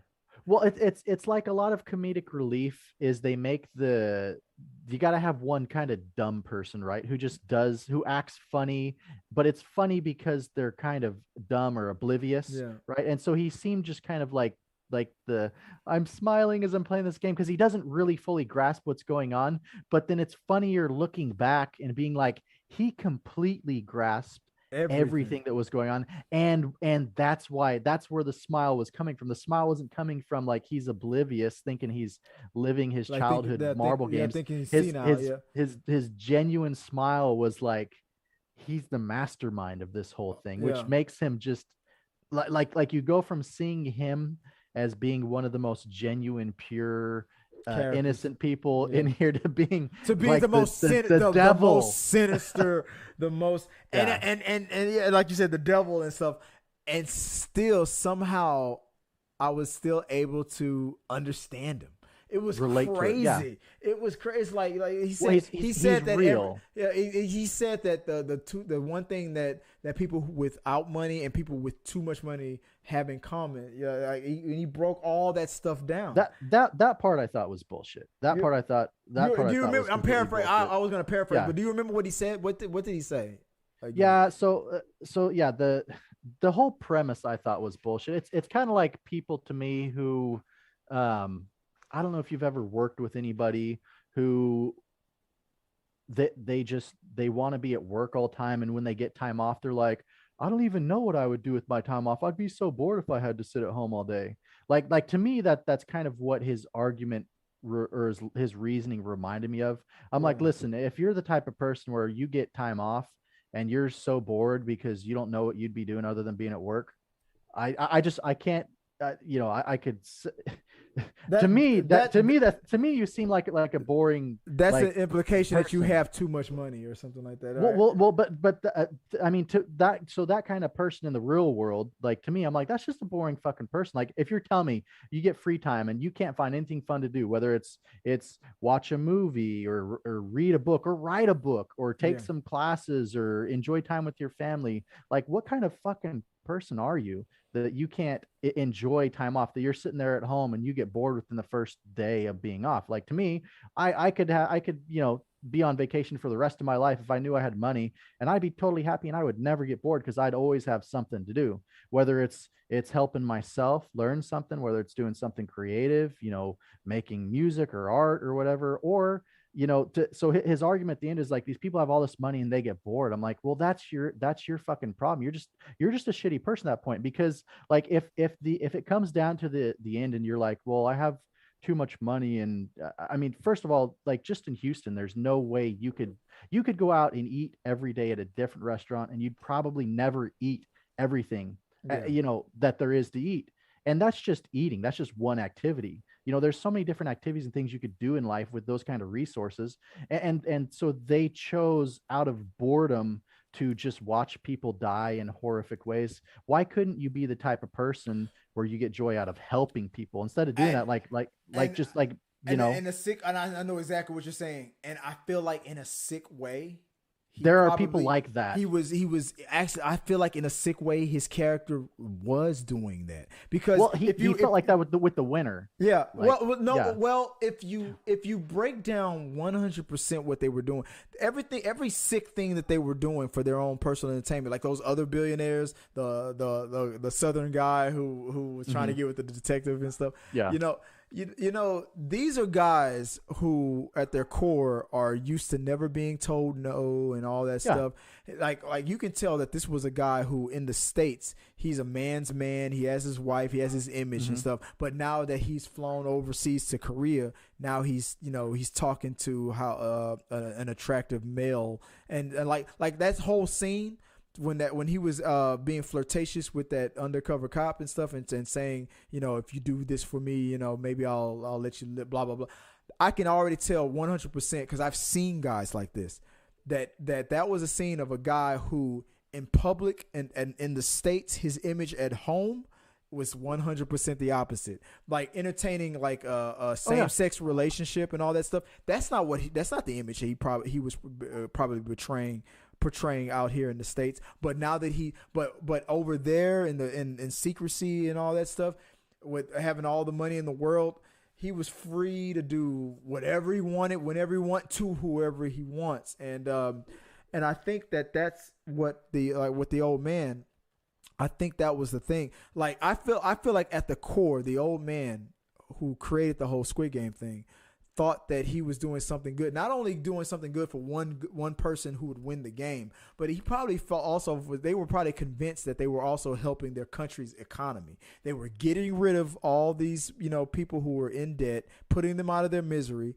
stop being a drag, I guess, on the economy, and then in exchange, turn one of them into a millionaire, so their conscience, I guess, would be clear. I don't know. I feel like there's a bunch of ways that they could justify it, but but then in my argument would be like, well, they'd have to be some of the dumbest people on the planet if that's the best way for them to find, well, they were bored. So I mean, so what it really comes down to, because there's a million ways they could have given out that prize money, right? There's a million different but they chose the shitty, nastiest, grimy way to do it. Yeah, at the end of the day, they wanted to see people die and suffer and go through these horrible competitions and lose people they care about. Like that's what they got off on. And I know there's people out there like that. It was probably about control, because every winner, just like the cop's brother, he was one of the winners and he became one of the believers. They knew that after going through this trial of fire,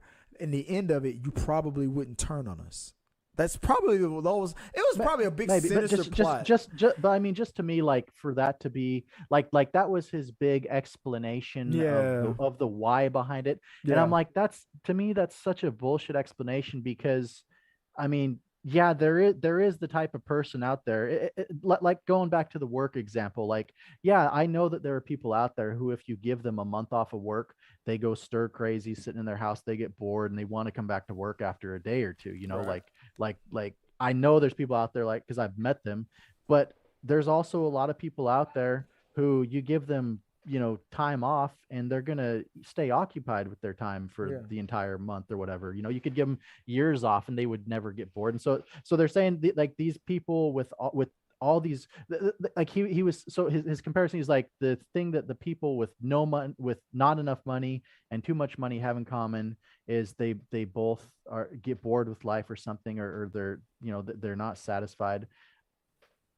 I almost feel like that's one of those arguments where people are like, well, money doesn't bring happiness. And it's like, that's bullshit, because money solves a lot of problems and a lot of people would be a lot happier. And I almost feel like that's one of those lines that rich people want poor people to believe, so they don't fight for money hard enough. I mean, his argument wasn't money. His argument was being in a situation where you have so much money that the word no doesn't even exist. There are rich people in the world who still like penny pinch and save and clip coupons and stuff like that. Then there are the mega rich who were born that way, and that's all they know, who act like assholes and They're like, well, hey, homeless guy, why couldn't you just be like me and just be born rich? What the hell's wrong with you? Like people who just don't get it because they but that old man knew what it was like to be poor and knew what it was like to be rich. Yeah. And then created that game. And then I just think that old man was just at a point where he just felt like, oh my, I'm lost. I've gone too far with this. And he was just ready to end it all. And like he just probably just wanted to come up with a clever way to, I think that old man, when he got cancer and nature was like, dude, you are an asshole who did this and created this crazy thing. So karma gave him that brain tumor. I think when he got that brain tumor, I think that was when he realized this is probably my karma for starting this whole messed up billionaires Squid Game thing. And so the best way, if I'm gonna go out like this, I'm gonna go out with a bang. I think that's why he entered himself into it, because he realized but if he thought it was karma, you think he would try to like that would be an awakening where he would try to end it. Well, he would have to realize and admit that he had done something wrong. He didn't feel like that at the end. He felt like he felt like the ultimate thrill was still the game, and to the point where like he was going to be there to watch it with them, but then he was like, you know what, after competing, watching it's just not the same. Like it was still the ultimate pleasure for him to be a part of those games at the end. So he didn't see anything wrong with it at the end. And then he justified it through saying, well, you know, if you have too much money, you just eventually get bored, because I mean, what are you going to do with all that money? I don't know. I feel maybe he was. There's no way I could go volunteer at Habitat for Humanity with my time. You know, I got to kill people. That would be an interesting avenue to try to because it really begins and ends with that old man.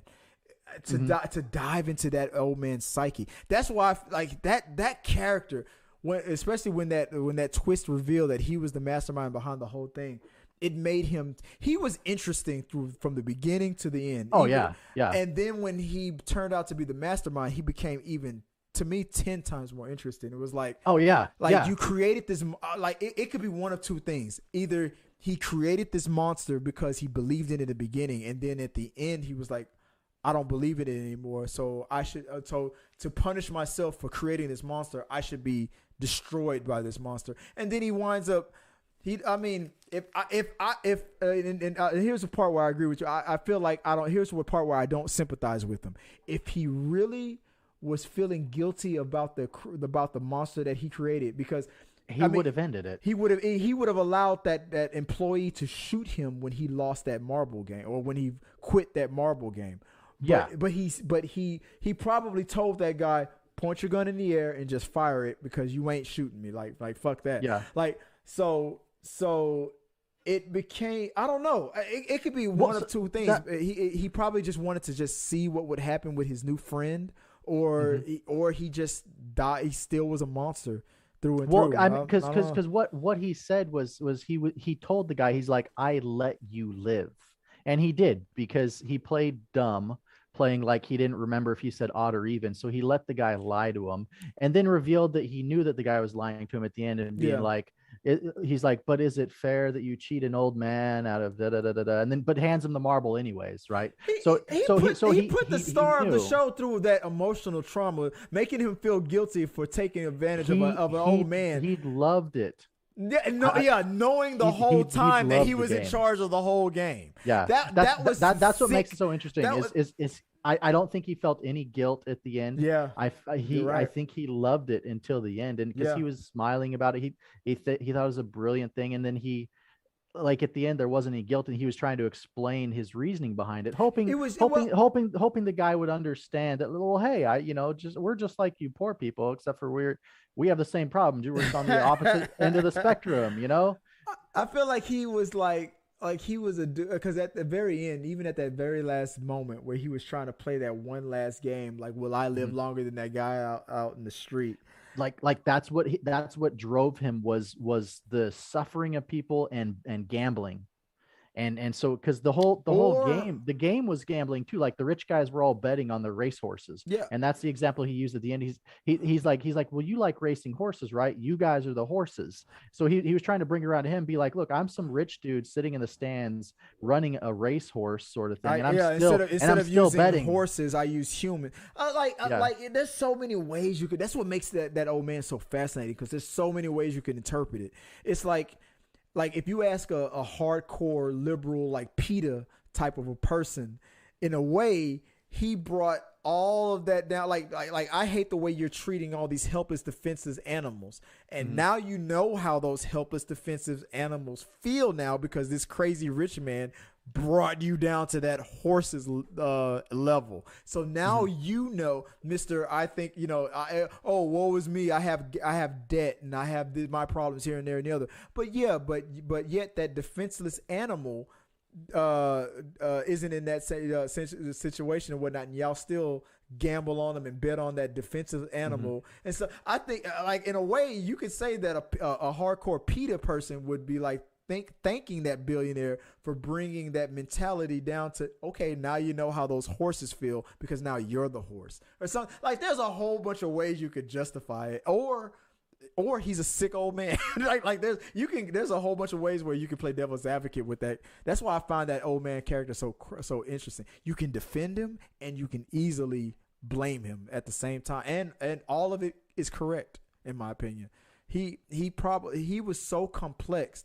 He probably thought he could have been a monster who later was consumed by his karma, or he could have been a person who thought he was doing something good for his community, or I don't know. I would accept any answer. Yeah, I mean, there's a million ways to rationalize evil, and I feel like that kind of. I don't, and that's what I was saying. I think his explanation's bullshit. I think his reasoning's bullshit. Yeah. Because there's so many other ways you could get the same results. There's if it's out of boredom, there's so many things you should be able to do as a human being, especially if you are in that class of human being. Yeah. Like, you're running complex organizations. You have the computing. I can see really dumb people, getting bored easily. But it's hard for me to see a really intelligent person being able to justify getting bored easily and not having a good solution to the point where you want to hunt boredom. Yeah, to the point where you want to hunt people. Yeah. But I mean, what do you think that started? What if you were to guess? When do you think, or where? How the hell do these billion? At first it has to start off in a private conversation. They're drinking and smoking and laughing. Wouldn't it be funny if we just hunted these poor people or made them fight it? Like, it had to start as a joke somewhere in these conversations, and then somewhere down the line it became too real. Like Biff, are we really doing this? Are we about to kidnap these people? Our lawyers say that we're good. It's crazy. Where did this shit start? That would be an interesting thing to do, either in the next season, or a separate thing is to do the backstory of the rich guys to show them in their personal lives. Because like you're saying, that with the Southern guy, you're like, well, I've seen people like this, and he's probably leading a double life where back home people think he's the saint. And I mean, you could really say that about most really quote unquote evil people who've done despicable things. Those people all have mothers. They all have family that love them. They have friends. Like you don't get to stay in a position of power unless a lot of people like you. I mean, or fear you. I mean, I feel no matter what it is, you could be a janitor or you can be a billionaire. If you are in a situation where the word no isn't heard as much, as anybody could become corrupt. If you could be the purest of heart, but once you, as a human being, once you learn that you can get away with this, I push this boundary, I got away with it. I push this next boundary, I got away with it. Once you start seeing that you can constantly get away with stuff, then I feel like that a little bit of a drip, your morals or your morale, or your humanity starts to that's the whole power fade away. Power corrupts. Yeah, absolute power corrupts absolutely. Yeah, and but that's what I'm saying. Like any any evil dictator, world leader sort of thing, even people that we don't see as evil, a lot of them do really evil, shady things, but they justify it as they're doing the right, or they're doing, because everybody's, you can use the terms good or evil, but I really just view most people as just self-interested. It's just it's just opinions. But they view their nuclei, who they're benefiting, differently. So it's like when you have different countries that go to war with each other, right? Both sides think they're both the sides tell themselves that they're the right, and in a way they are, because they're both fighting for their families, for their land, sort of thing. If there was a planet on another universe, another Earth, an Earth similar to ours, where murder was legal and all these crimes that we say that are illegal, but on their planet it's all good, it's all game, and that's their world and they love it. Hey, to us that's wrong, but to them, they're right and we're wrong. So it's like I agree with that statement. There is no right or wrong. There's only opinion. I mean, if the reality is that whatever this law that we passed is the law, and everybody agrees with it, I mean, that's just it. It's we could find a world where wearing shoes on our feet to them is considered the ultimate sin. But over here on this planet, in this reality, it's like, dude, I'm putting some shoes on. I don't want to step on a nail. It's all opinion. There is no right or wrong answer. Shoes are good, or going bare feet could be good. It's just, it all depends on the person. If my metaphor made any kind of stupid sense, but no, I mean, you have that even on our planet. Forget traveling to other planets. You just go to different cultures, different religions, nudists. And you look at yeah. I mean, you look at the different rules, or even take like one religion and travel back in different time periods, and what's right is wrong and what's wrong is right. Depending on what time you're living in. Yeah. So that's what I was saying. Like these rich people in the show, these billionaires, like they. It would be interesting to see their home lives and their backstory, because you would see them as the loving parent, right? I guarantee you that Papa Bear. I guarantee you that guy that tried to have sex with the who he thought was a waiter. I guarantee you at home he has a wife, kids, he has a reputation. Yeah, he's probably a preacher for all we know. Yeah. Who knows? And that's what I'm saying is that those people do exist in reality, and they do things like that in reality. They like travel to other countries to do stuff that they know they won't get caught over there. Yeah. I've seen it when I worked overseas, and Epstein. Yeah, Harvey. Perfect. That would be the type of people running this. Epstein or Weinstein, which was, but Epstein. Weinstein was But I saw a guy like that. I remember seeing a rich guy out in Thailand. It was he was hand in hand. That's one of the places to go. That's one of the places to go. I've been many times. It's another topic to talk about. Well, for that specifically, I got some stories. Yeah, I got some stories. But I saw a rich guy. I think maybe he was from England or something like that. But I could see he was like walking hand in hand with another man out there, and I don't know his story. For all I know, he was an openly gay man, out on the stroll with his husband or with his lover or whatever. But odds are, based on the conversations that I had out there while I was out there, odds are he was a straight married man who was on vacation, getting away from his reality to live his truth in secret, in a place where he could get away with it. He wasn't straight. He was just closeted. He was just closeted, exactly. Yeah. So and I heard those stories a lot. I was like, yeah, dude. I was like, yeah, Chris. A lot of men who are whose their reality is nuclear family and all that stuff out there. They travel when they get away from their family. They travel out here to live their fantasies or their truth or whatever, and it happens more than you think. And I was like, man, that's. I would be fascinated to, like, in a season 2 or so, if they to dive further into the other people that are involved with the Squid Game. And I'm gonna be right back. Okay, so what I like about the whole Squid Game idea. Let me see if I can go full screen real quick when I talk about this.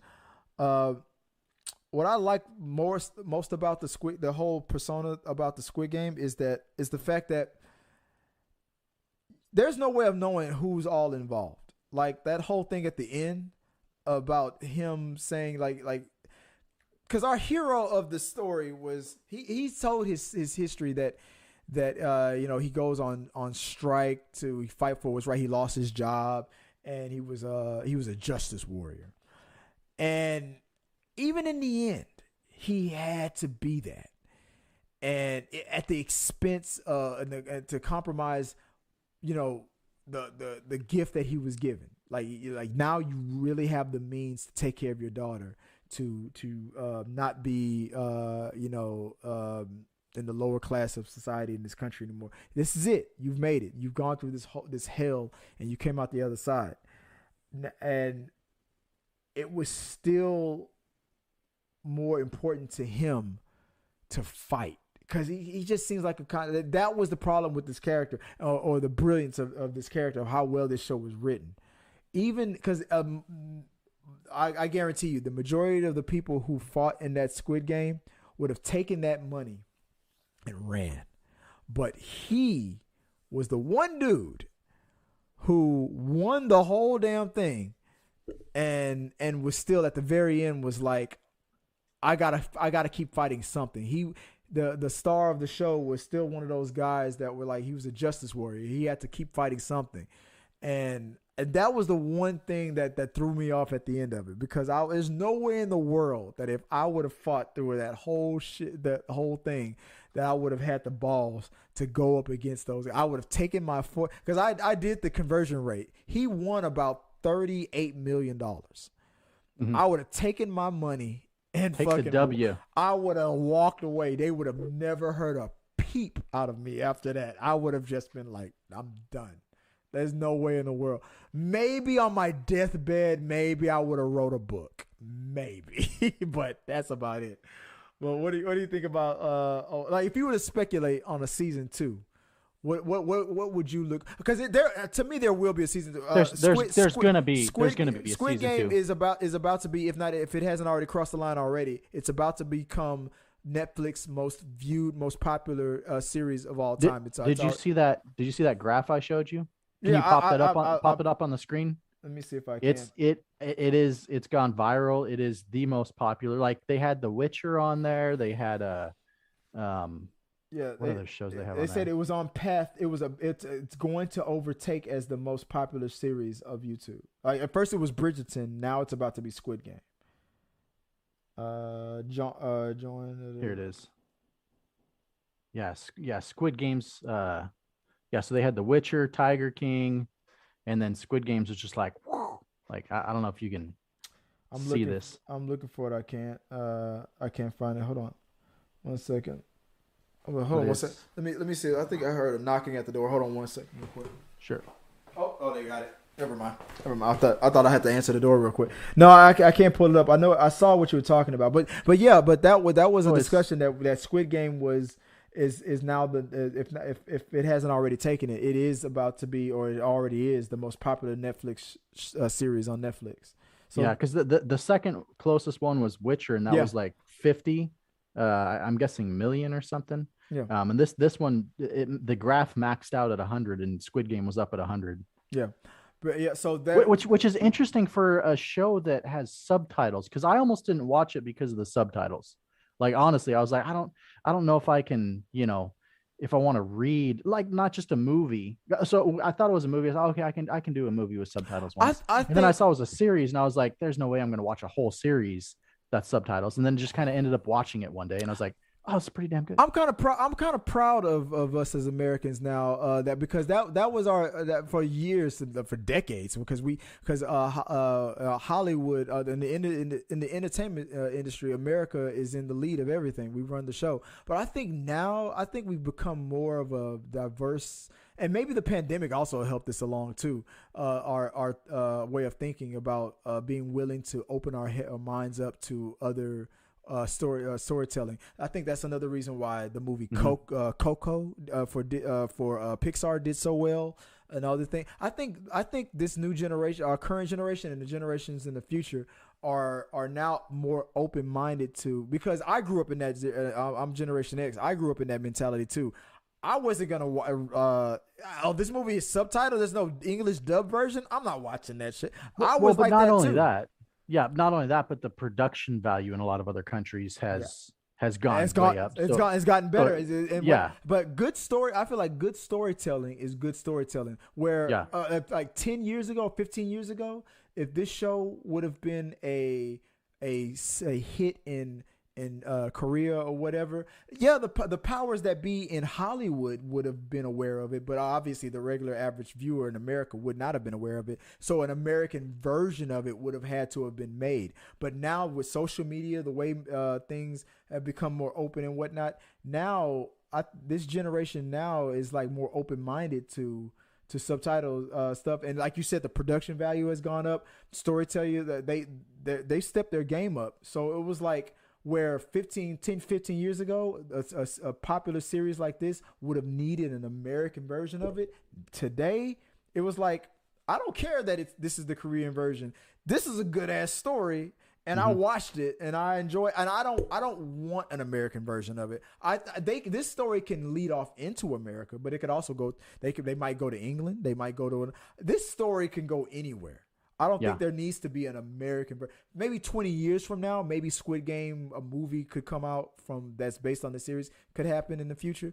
But I think that this series could stay exactly in the universe and the way it's at, the way it's in. It could lead off into other countries, and I think they opened the door with that. Well, it's gonna have to go into other countries. Definitely. Yeah, definitely. I mean, just because of where, like you're saying, all the billionaires, they're mostly like white, and then I think like maybe Hispanic or Latino. Yeah, some of them were some guys, from America. Some from. But, I feel like those billionaires were from all over.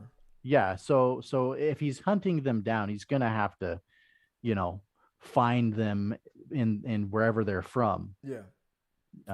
Yeah. Which to me is as fool's errand. I'm sorry. These billionaires gave you this money. I agree. You are not going to take them now. I thought the whole show was great until the last episode, and then I was like, this is bullshit. He's not like win this. I would have. You might have convinced him me winning. because you might have, but if he finds or stumbles upon, or if that detective is still alive, if that footage got out, there's a chance then there can be, with the UN and stuff, there could be multiple government investigations. Yeah. But only if there has to be undisputable evidence of this stuff happening and whatnot for something like that to get triggered. So it all depends on if that evidence got out. Yeah, my problem mostly was with I'm gonna look it up on IMDb, because there's no way I'm gonna say his name right. Even listening to it, I was just like, I can't. What's the main guy's name? Is it Seong Ji-hoon? Is that his name? The star, the main guy. Yeah, the man. Is this him? Yeah, that look like him. Look up Squid Game cast. Yeah, like there's no way I could have listened to this and understood what was going on. Just like their names, I can't. It's not like where it's like, okay, that's John. He's obviously a guy. I can't even tell like the genders from the names. This is how unfamiliar I am with the Korean language. So I'm just gonna call him the main guy, because for all intents and purposes he is the main character in the show. Even though there were other stars, like he's the first one you meet. He's the one who wins it and ends it. So the problem I had at the end was, so in the beginning you meet him and he's a very flawed individual, right? He's squandering his potential as a human being. He works as a delivery guy. It's his daughter's birthday. He goes to the horse races and takes the money that he borrows from his mom to the horse races. It gambles it.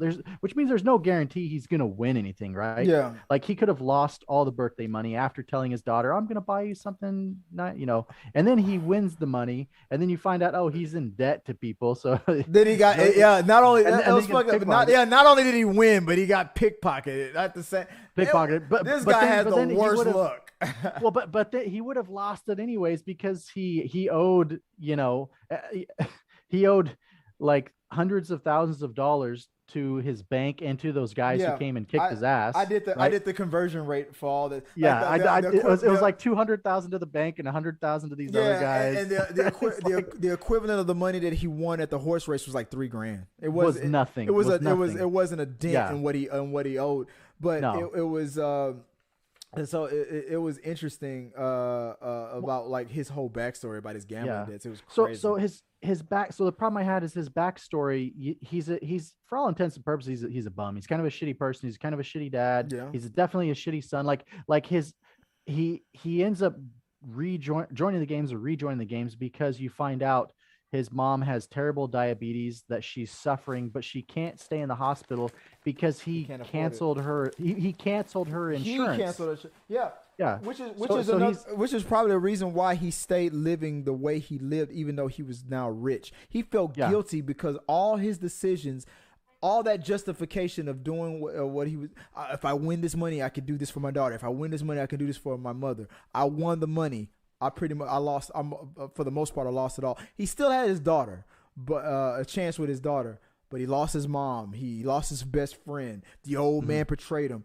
That whole thing took its toll on him because I feel like if you were to what it was like $39 million.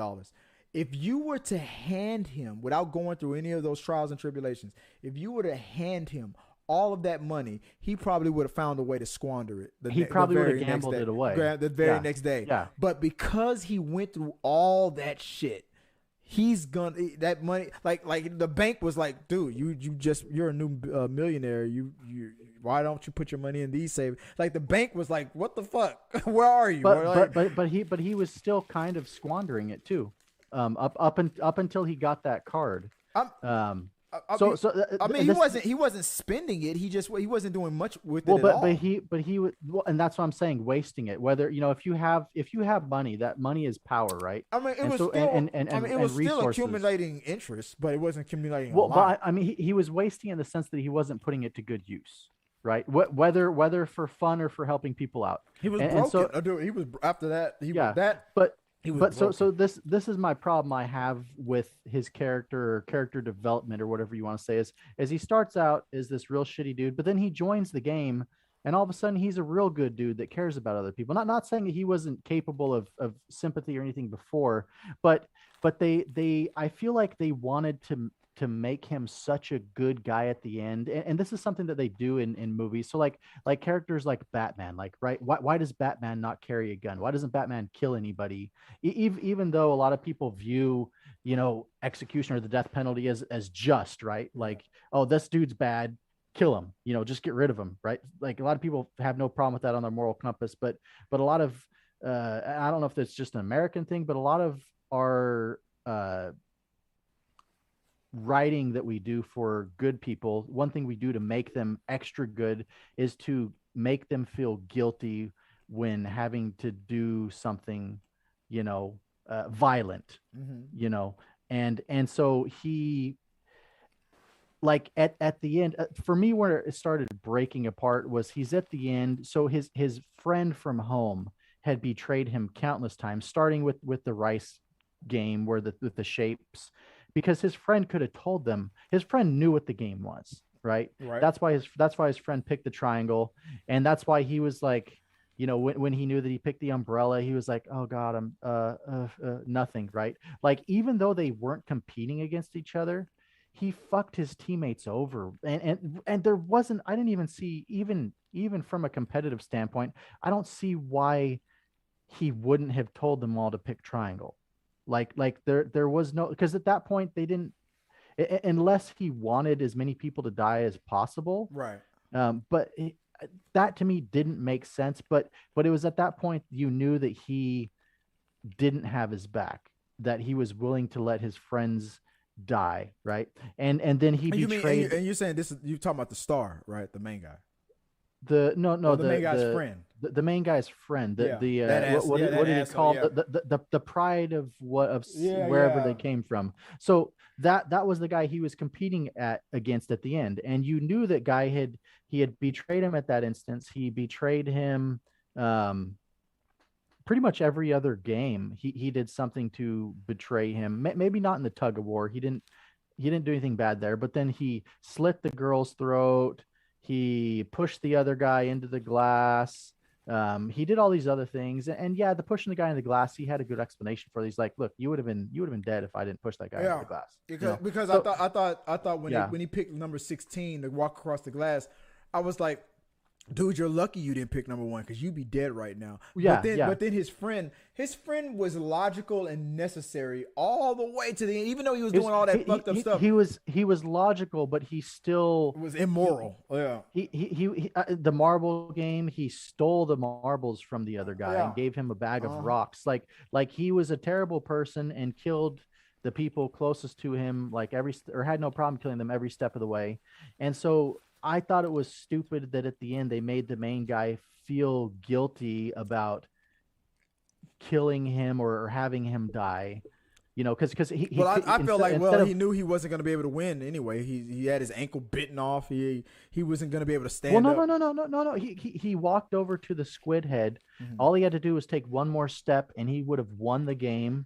And the guards would have shot his not friend, because I wouldn't consider him a friend at that point. But he's like, no. Instead, he's like, I'm not going any further. In fact, I want to vote to end this right now. To me, that's where I'm like, okay, this is stupid. They're trying to paint him. You think that him redeeming himself was mistimed? Like it came out of you're right. Well, he didn't. I didn't feel like he needed to redeem himself at that point. Like revenge isn't always a bad thing, and the guy had betrayed him several times, but instead they wanted to make him seem like extra good or whatever by making him feel so guilty that he couldn't possibly see his friend die. So he was just going to have them both give up the money, even though his friend had done all those horrible things. And so to me, like, I see a lot of movies do this where they're like, we can't put blood on this guy's hands, because even though that guy may have done this and this to deserve dying, we can't let the good guy have any blood on his hands. You're and right.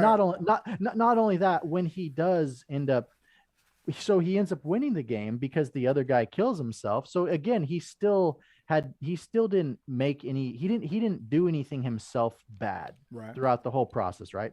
He, when the guy peed his pants, he gave him his coat. He was loyal to everybody around. I disagree. Well, okay, except for cheating the old guy out of the marble. That was when I was like, all bets are off now. He was willing to cheat the old man, even though the old man called him out on it and all that. He still did it. So nobody's hands was clean. That was his one sin, but that one I can even see because the guy's gonna die. Like he was wandering around aimlessly. He was gonna die in the next challenge if he went anywhere. And he didn't know that the old man was tricking him the whole time. He didn't know the old man was tricking. So to me, like, I still don't even see that as something where you could feel that guilty about it. But then he comes out after winning the prize money, and he's so, like I said, I feel like they did this because they want him to seem like such a moral person by instilling him with an extra sense of guilt, as if that makes someone moral. But really, he was just, he was wasting his potential at that point. And I thought that was, for me, that's why I thought first of all, I was mad that they made his mom die, because I'm like, can't they give us one happy part of the ending? Like, she didn't need to die. But then after that, like, he still had his daughter to live for. He could have found some motivation. He could have done something good with his life. Telling you, like I said in the beginning of this chat, my motivation would have been to rub it in my ex's fucking face.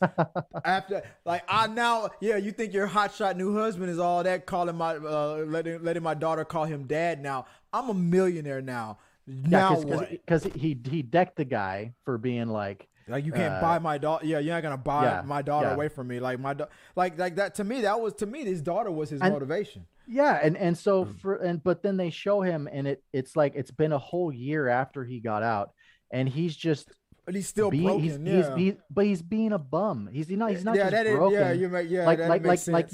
You can feel bad. You can be traumatized. You can do whatever. But he was just being a fucking bum. But he's got millions of dollars. Go to therapy.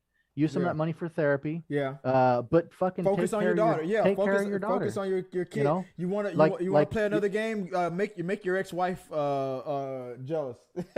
Yeah.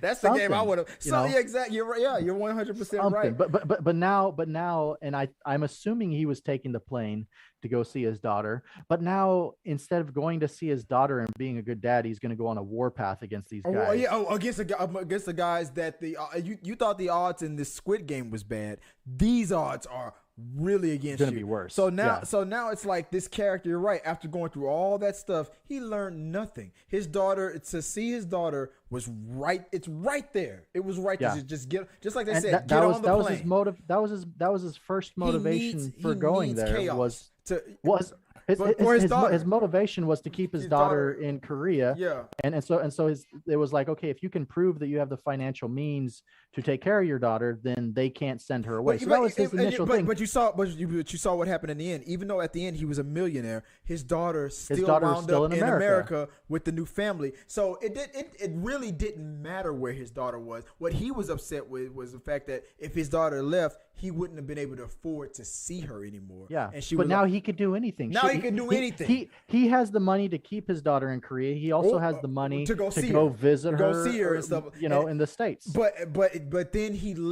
he's his own worst enemy. But he doesn't. But he lets this whole justice fight thing, like the way when he protested against the job that he lost when he told that story, he let that stuff become more important than the whole thing he was fighting. It's like because I could understand it more if these billionaires were kidnapping, and it's like, for all we know, they are probably doing this, like sex trafficking a bunch of little girls the same age as his daughter. Then it would make more sense those take are the these people who should be on a warpath. against. Exactly. Then it would make more sense. Not people who volunteered for a game. Yeah, exactly. Because in the end, like the people playing the game were the real villains. They were the ones killing each other. They were the ones who didn't vote to end a game. Yeah. They could have had a majority vote and ended the game at any time. Instead, they continued to play. It doesn't they take continued much to kill each other. Yeah, it doesn't take you much know, to convince and- people to do shitty things to each other out of Yeah. greed and stuff. Yeah,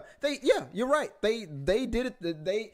The first people that died in round 1 were victims, but round 2 were volunteers. The rich guys just had the means to fund their competition. To watch But it. well, I mean, they built the place, they set the games up, they had the money to set up the stage for these people, but nobody was making them play. They could have ended it. So to me, the real villains were the players as well. I mean, they're all pretty shitty, but the people, if there's anybody you're going to be mad at, it's the people who continued playing, and knowing that they were either going to die or kill other people.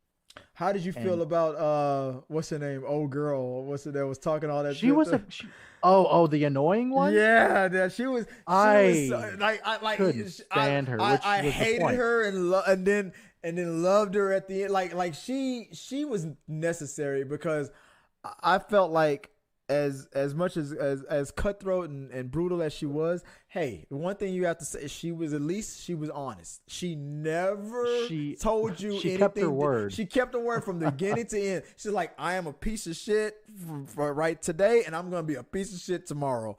And if you betray me, I will kill you. Yeah, exactly. So as much as you.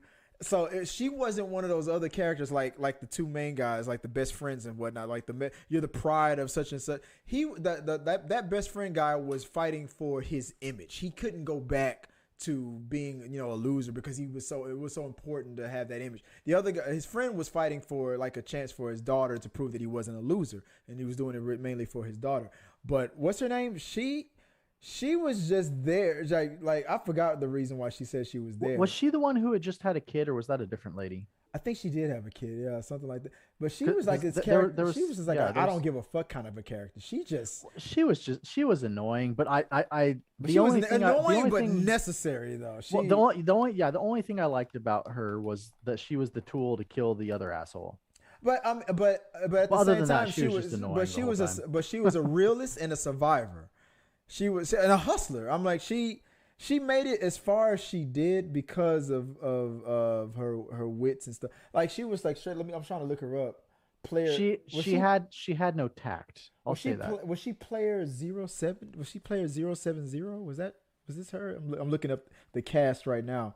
I think that was her. Like her and like that whole thing between her and the that main villain, that gangster guy. His name is I'm looking up his real name is Ho Sung Tae. His character's name was Jong or Jang. Like he'll do it, the tattoo on his neck and everything like that. Like he was a good character. he was brutal the whole time. Oh yeah. Like he was the epitome of how Scumbag. how scumbags like him could still freaking succeed and get far and ahead and stuff. Even all the way to that glass stepping thing. Even at that very moment where he knew, all right, now it's the time for you to put up or shut up. Show us that you're a real leader and stuff. He knew he wasn't a real leader. He was like, screw that. One of y'all guys gonna have to go ahead of me and take the next step for me, or we're all gonna die. Well, it was never about leading with him. It's just about survival. It's just about getting that money. And he's like, if I like, this is it. I'm not gonna win. I'm not gonna succeed. But the last card that I can play is intimidation. And then his Achilles heel was this hustling, like annoying, like woman. That was crazy to me.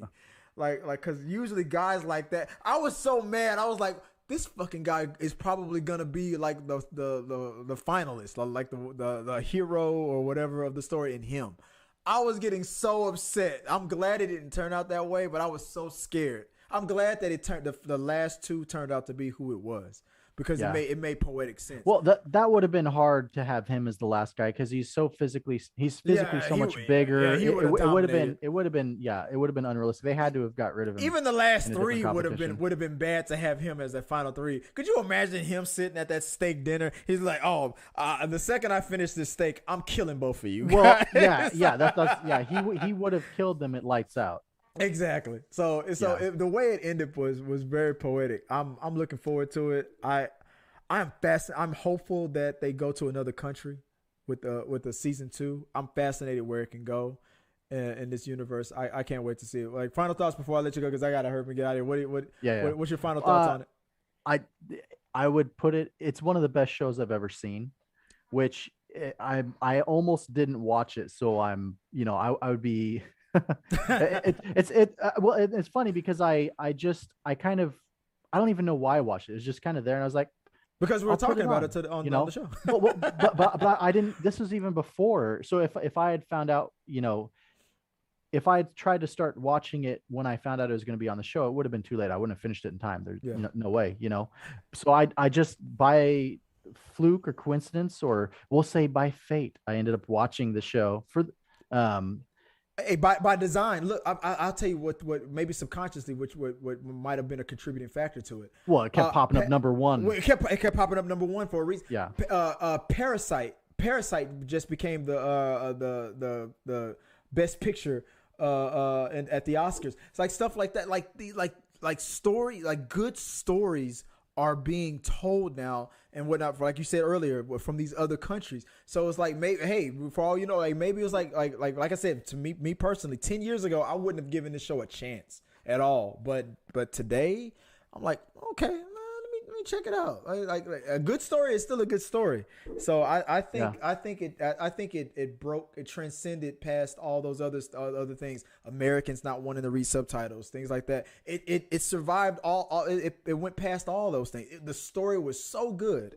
It was like me and you. Subtitles isn't my thing, but for some reason, everybody's talking about it. So you know what? Yeah. Let me check it out. Well, I think that's why I checked it out, as I saw, because initially, like I said, the subtitles was going to be a barrier, and I'm like, I don't know if I want to. I don't want to read. Season. Yeah. Well, I mean, I have no problem reading, but it's reading something on a TV like that. But then I also thought it was going to be a ripoff of one of my favorite books of all time, the Battle Royale. Battle Royale, which is a Japanese, originally in Japanese, and there's two versions of that show. Either way, I saw the movie eventually, but I think that one was in subtitles too. But the book was way better than the show. But the show was still good. But I thought it was just going to be a ripoff of that. Just when I watched the preview for it, I'm like, oh, they're in a game, they're competing to the death. It's, surprise, whatever. So I was like, but it ended up, I'm glad I watched it because it ended up being so different from that. And not only that, it's one of the best. So it wasn't just like Battle Royale. You had a little bit of character development, but it was mostly these people get thrown in the situation. And it's just like, you have like the first, 50 pages of the book is, or maybe like, no, I think like the first like 25 pages of the book is like an intro back setting. And then immediately from page like 25 or 50, which is pretty early in a book that's hundreds of pages long, immediately it's just death and killing until the end, just like gore throughout the whole thing until the end. And I thought this, they could have done that with this kind of story, but instead there was so much character development through it, and so much philosophy built into it. And the games brought out different like elements of human psychology, where it's like, okay, what would you do if you're in an individual competition? What if you're on a team? What would, how would you do, but you don't know what the games are. Okay. Oh, now you got to pick a number. So what's the psychology between picking a number for the game? What's the strategy behind winning tug of war? They had all these things in there, along with like human drama and relationship building and morality, where it wasn't just like a show about killing and death. It was a show about like the whole spectrum of human emotion and psychology and game theory. Yeah. Like, and done scripted and done super well, super intelligently. It was a whole package show. So I think it's deserving of being viral. And I'm super, super glad I watched it. I'd recommend it to just about anybody. Anyone. Yeah, to anybody. And anybody who's got a stomach for it. And I would honestly, I would probably recommend it to anybody. Like if I were to speak to this is the type of show and like those types of movies where it can convince a person who, like, just like you said, me and you, I necessarily wouldn't want to watch something that's subtitled or from another country. This is the type of story that if like you can convince people who are like, that's not my cup of tea. But once you see the passion behind people when they explain it, like, no, I'm telling, like, that's the thing that usually convinces guys. I'm telling you. That's the thing we always say to each other. I'm telling you, you gotta watch it. Like it's one of those stories. You're right. Yeah. I mean, there is. They do have it. I saw the option to have it dubbed in English, but I still. What? Oh, really? I didn't. Yeah. So if that is an absolute deal breaker for somebody, you can still watch it with the English dub. You know what? I did listen to it in English subtitles. I did listen to it dubbed. Yeah. There was just something about listening to it in Korean that made it the acting and the dialogue just like worth reading the subtitles. Like I didn't look into the that. way they say things. I listened to it English dub, thinking that for America that was the version for me, because I don't mess with the settings. That was the version that it gave me. I didn't think to check to see if there was a just Korean dub version where I could just force it, because I probably would have listened to it in Korean and read. I probably would. Maybe I'll go back and listen to it. Oh wait, so you listened to it? They were speaking English when I played on my account, when I played it on Netflix. When I played it was already defaulted at an English dub setting, but the subtitles were still there. So I assumed that's the way they presented it in America. Oh, dude, go back and rewatch it in the. I mean, it's because I watched the movie Parasite. And I listened to the Korean version and I read the subtitles, and I still enjoyed it. And I probably and now that you said that, I didn't think to check, but I assumed that was the American version, the American dub. But if I watch the season again, I'm gonna go back and listen to it in the original format and just read the subtitles. And their voices are probably going to be different too. Because you're going to hear the original actors' voices. Yeah, the original voice, they're guaranteed going to be different. But a lot of people don't know this, and they don't think about this. Like when so guys, if you're watching this, I know this was a long episode, but if you're watching this all the way to the end, if people have said, Americans have said that, like in acting, when you watch something that's dubbed, I mean, that American voiceover actor can only do so much.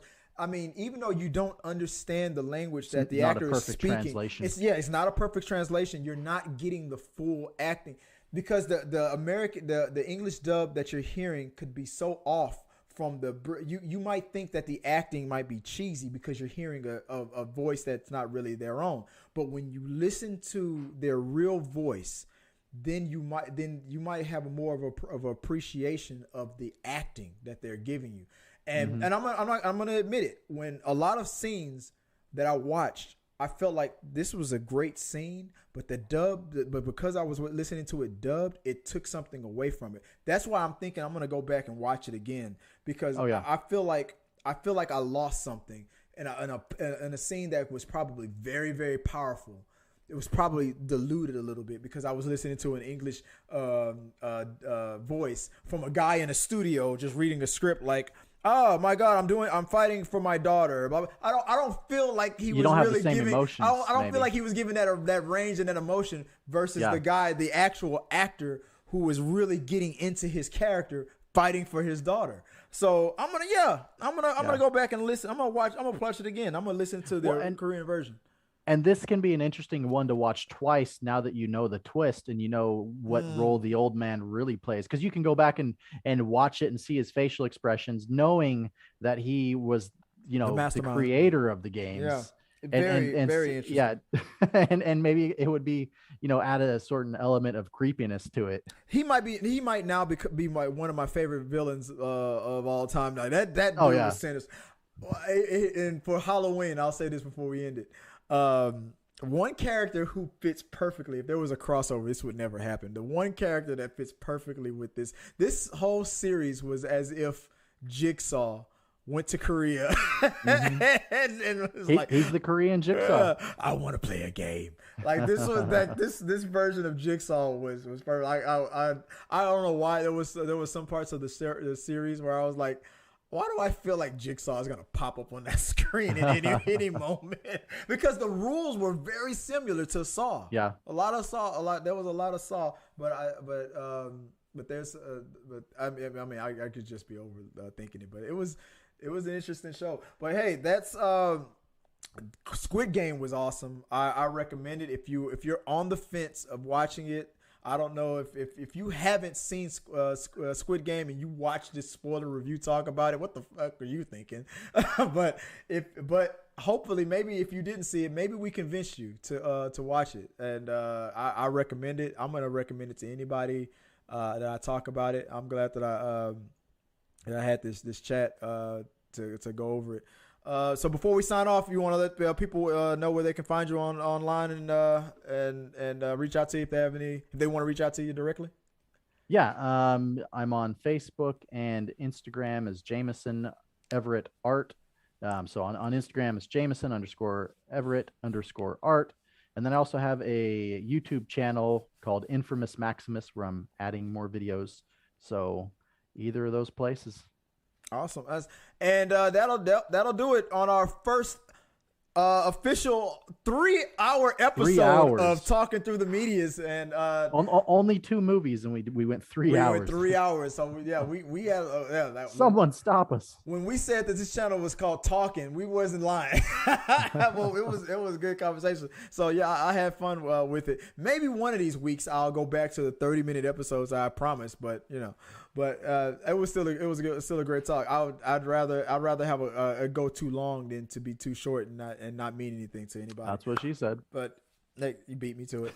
But guys, you know where you can find me. I'm Chris. You can find me Chris W. Fagan on all the social medias. And if you want to reach out to us, put your questions, comments, concerns, your thoughts, speculations, anything that we talked about Squid Game, from what we talked about earlier with Amanda Castrillo from TikTok when we talked about Venom 2. Let there be comments. Put it in the box below. Share your thoughts. But if you're probably watching this right now, you're probably watching the segmentized version of it where it's just Squid Game. So let us know what other Netflix or what other streaming show that we should talk about. Hey, I'm in the middle of watching Doom Patrol. So if there's a series that I can convince you into watching, James, I'm gonna tell you. I don't know if you have HBO Max. Yeah. Check out Doom Patrol. Let me explain to you what Doom real quick. Here's what I've heard that Doom. Oh no, we're gonna hit the 4-hour mark. We're gonna hit the 4-hour. No, in a couple seconds. Let me briefly describe. If Doom Patrol is based on a DC comic book on these very weird and interesting, complex comic book characters, and when they made this series, I was like, I don't know anything about Doom Patrol. There's some hardcore Doom Patrol fans. And let me tell you something. They were right when they were excited about the fact that there was a series coming out. Here's how I would explain Doom Patrol to you. Imagine an architect who imagine if Kevin Smith, the director, Kevin Smith, Clerks, Mallrats, Chasing Amy, Dogma, you know those movies, Jay and Silent Bob Strike Back. Yeah. Okay, Kevin Smith. Those are his movies. Okay. Imagine if Kevin Smith built a house and the interior. Now he was in charge of building the house. Now remember those movies that I explained. Now, but the interior of the house, everything that was going into this house, was the person in charge of the interior design was Shakespeare. Imagine a house that Kevin Smith built, but the interior was Shakespeare. That is Doom Patrol. This whole show, the exterior is ridiculous, but everything you get within it, the character development, the story, the drama, Shakespeare. That is Doom Patrol. That's the best description I can give you for it. So I feel like I've seen a trailer for it because I'm looking at the picture right now on IMDb, and I'm like, I recognize the Iron Dude with the red eyes, Brandon Fraser. I'm like, I feel like I've seen. That's Brendan Fraser. Yes, that alone should be like, oh, what the hell? Brandon Fraser cranked up to the max, to level 10. Everything that you've ever seen Brandon Fraser in, he's been at a level 3. This character, he's at a 10. Like, no way. I'm telling you, F-bombs are crazy on this show. I am telling you. Imagine a house that Kevin Smith built with Shakespeare as the interior decorator. I'm telling you, it's crazy. I'm about to go back. Now that I'm about to end this, I'm about to go watch another episode. It's nuts. Watch it. I watch it. I guarantee. If you watch episode 1, 2, or 3 from the first, you're gonna get hooked. But don't take my word for it. Yeah, go read a book. I'm not only he said I'm not only the president, I'm also a client. All right, guys, that'll do it for us. The first 3-hour episode of Talking to the Media. I had fun. Appreciate you, Jameson, for sticking with me this whole time. I'm probably gonna go have another burger and go call it a night, man. I appreciate you, man. You have a good one. All right, man. You too. Until next time, guys. Hey, peace.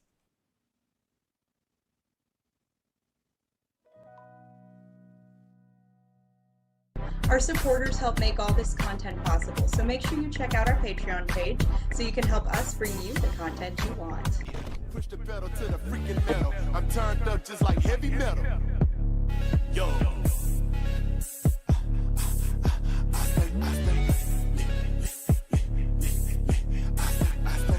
Turned up on another level. Push the pedal to the freaking metal. I'm turned up just like heavy metal.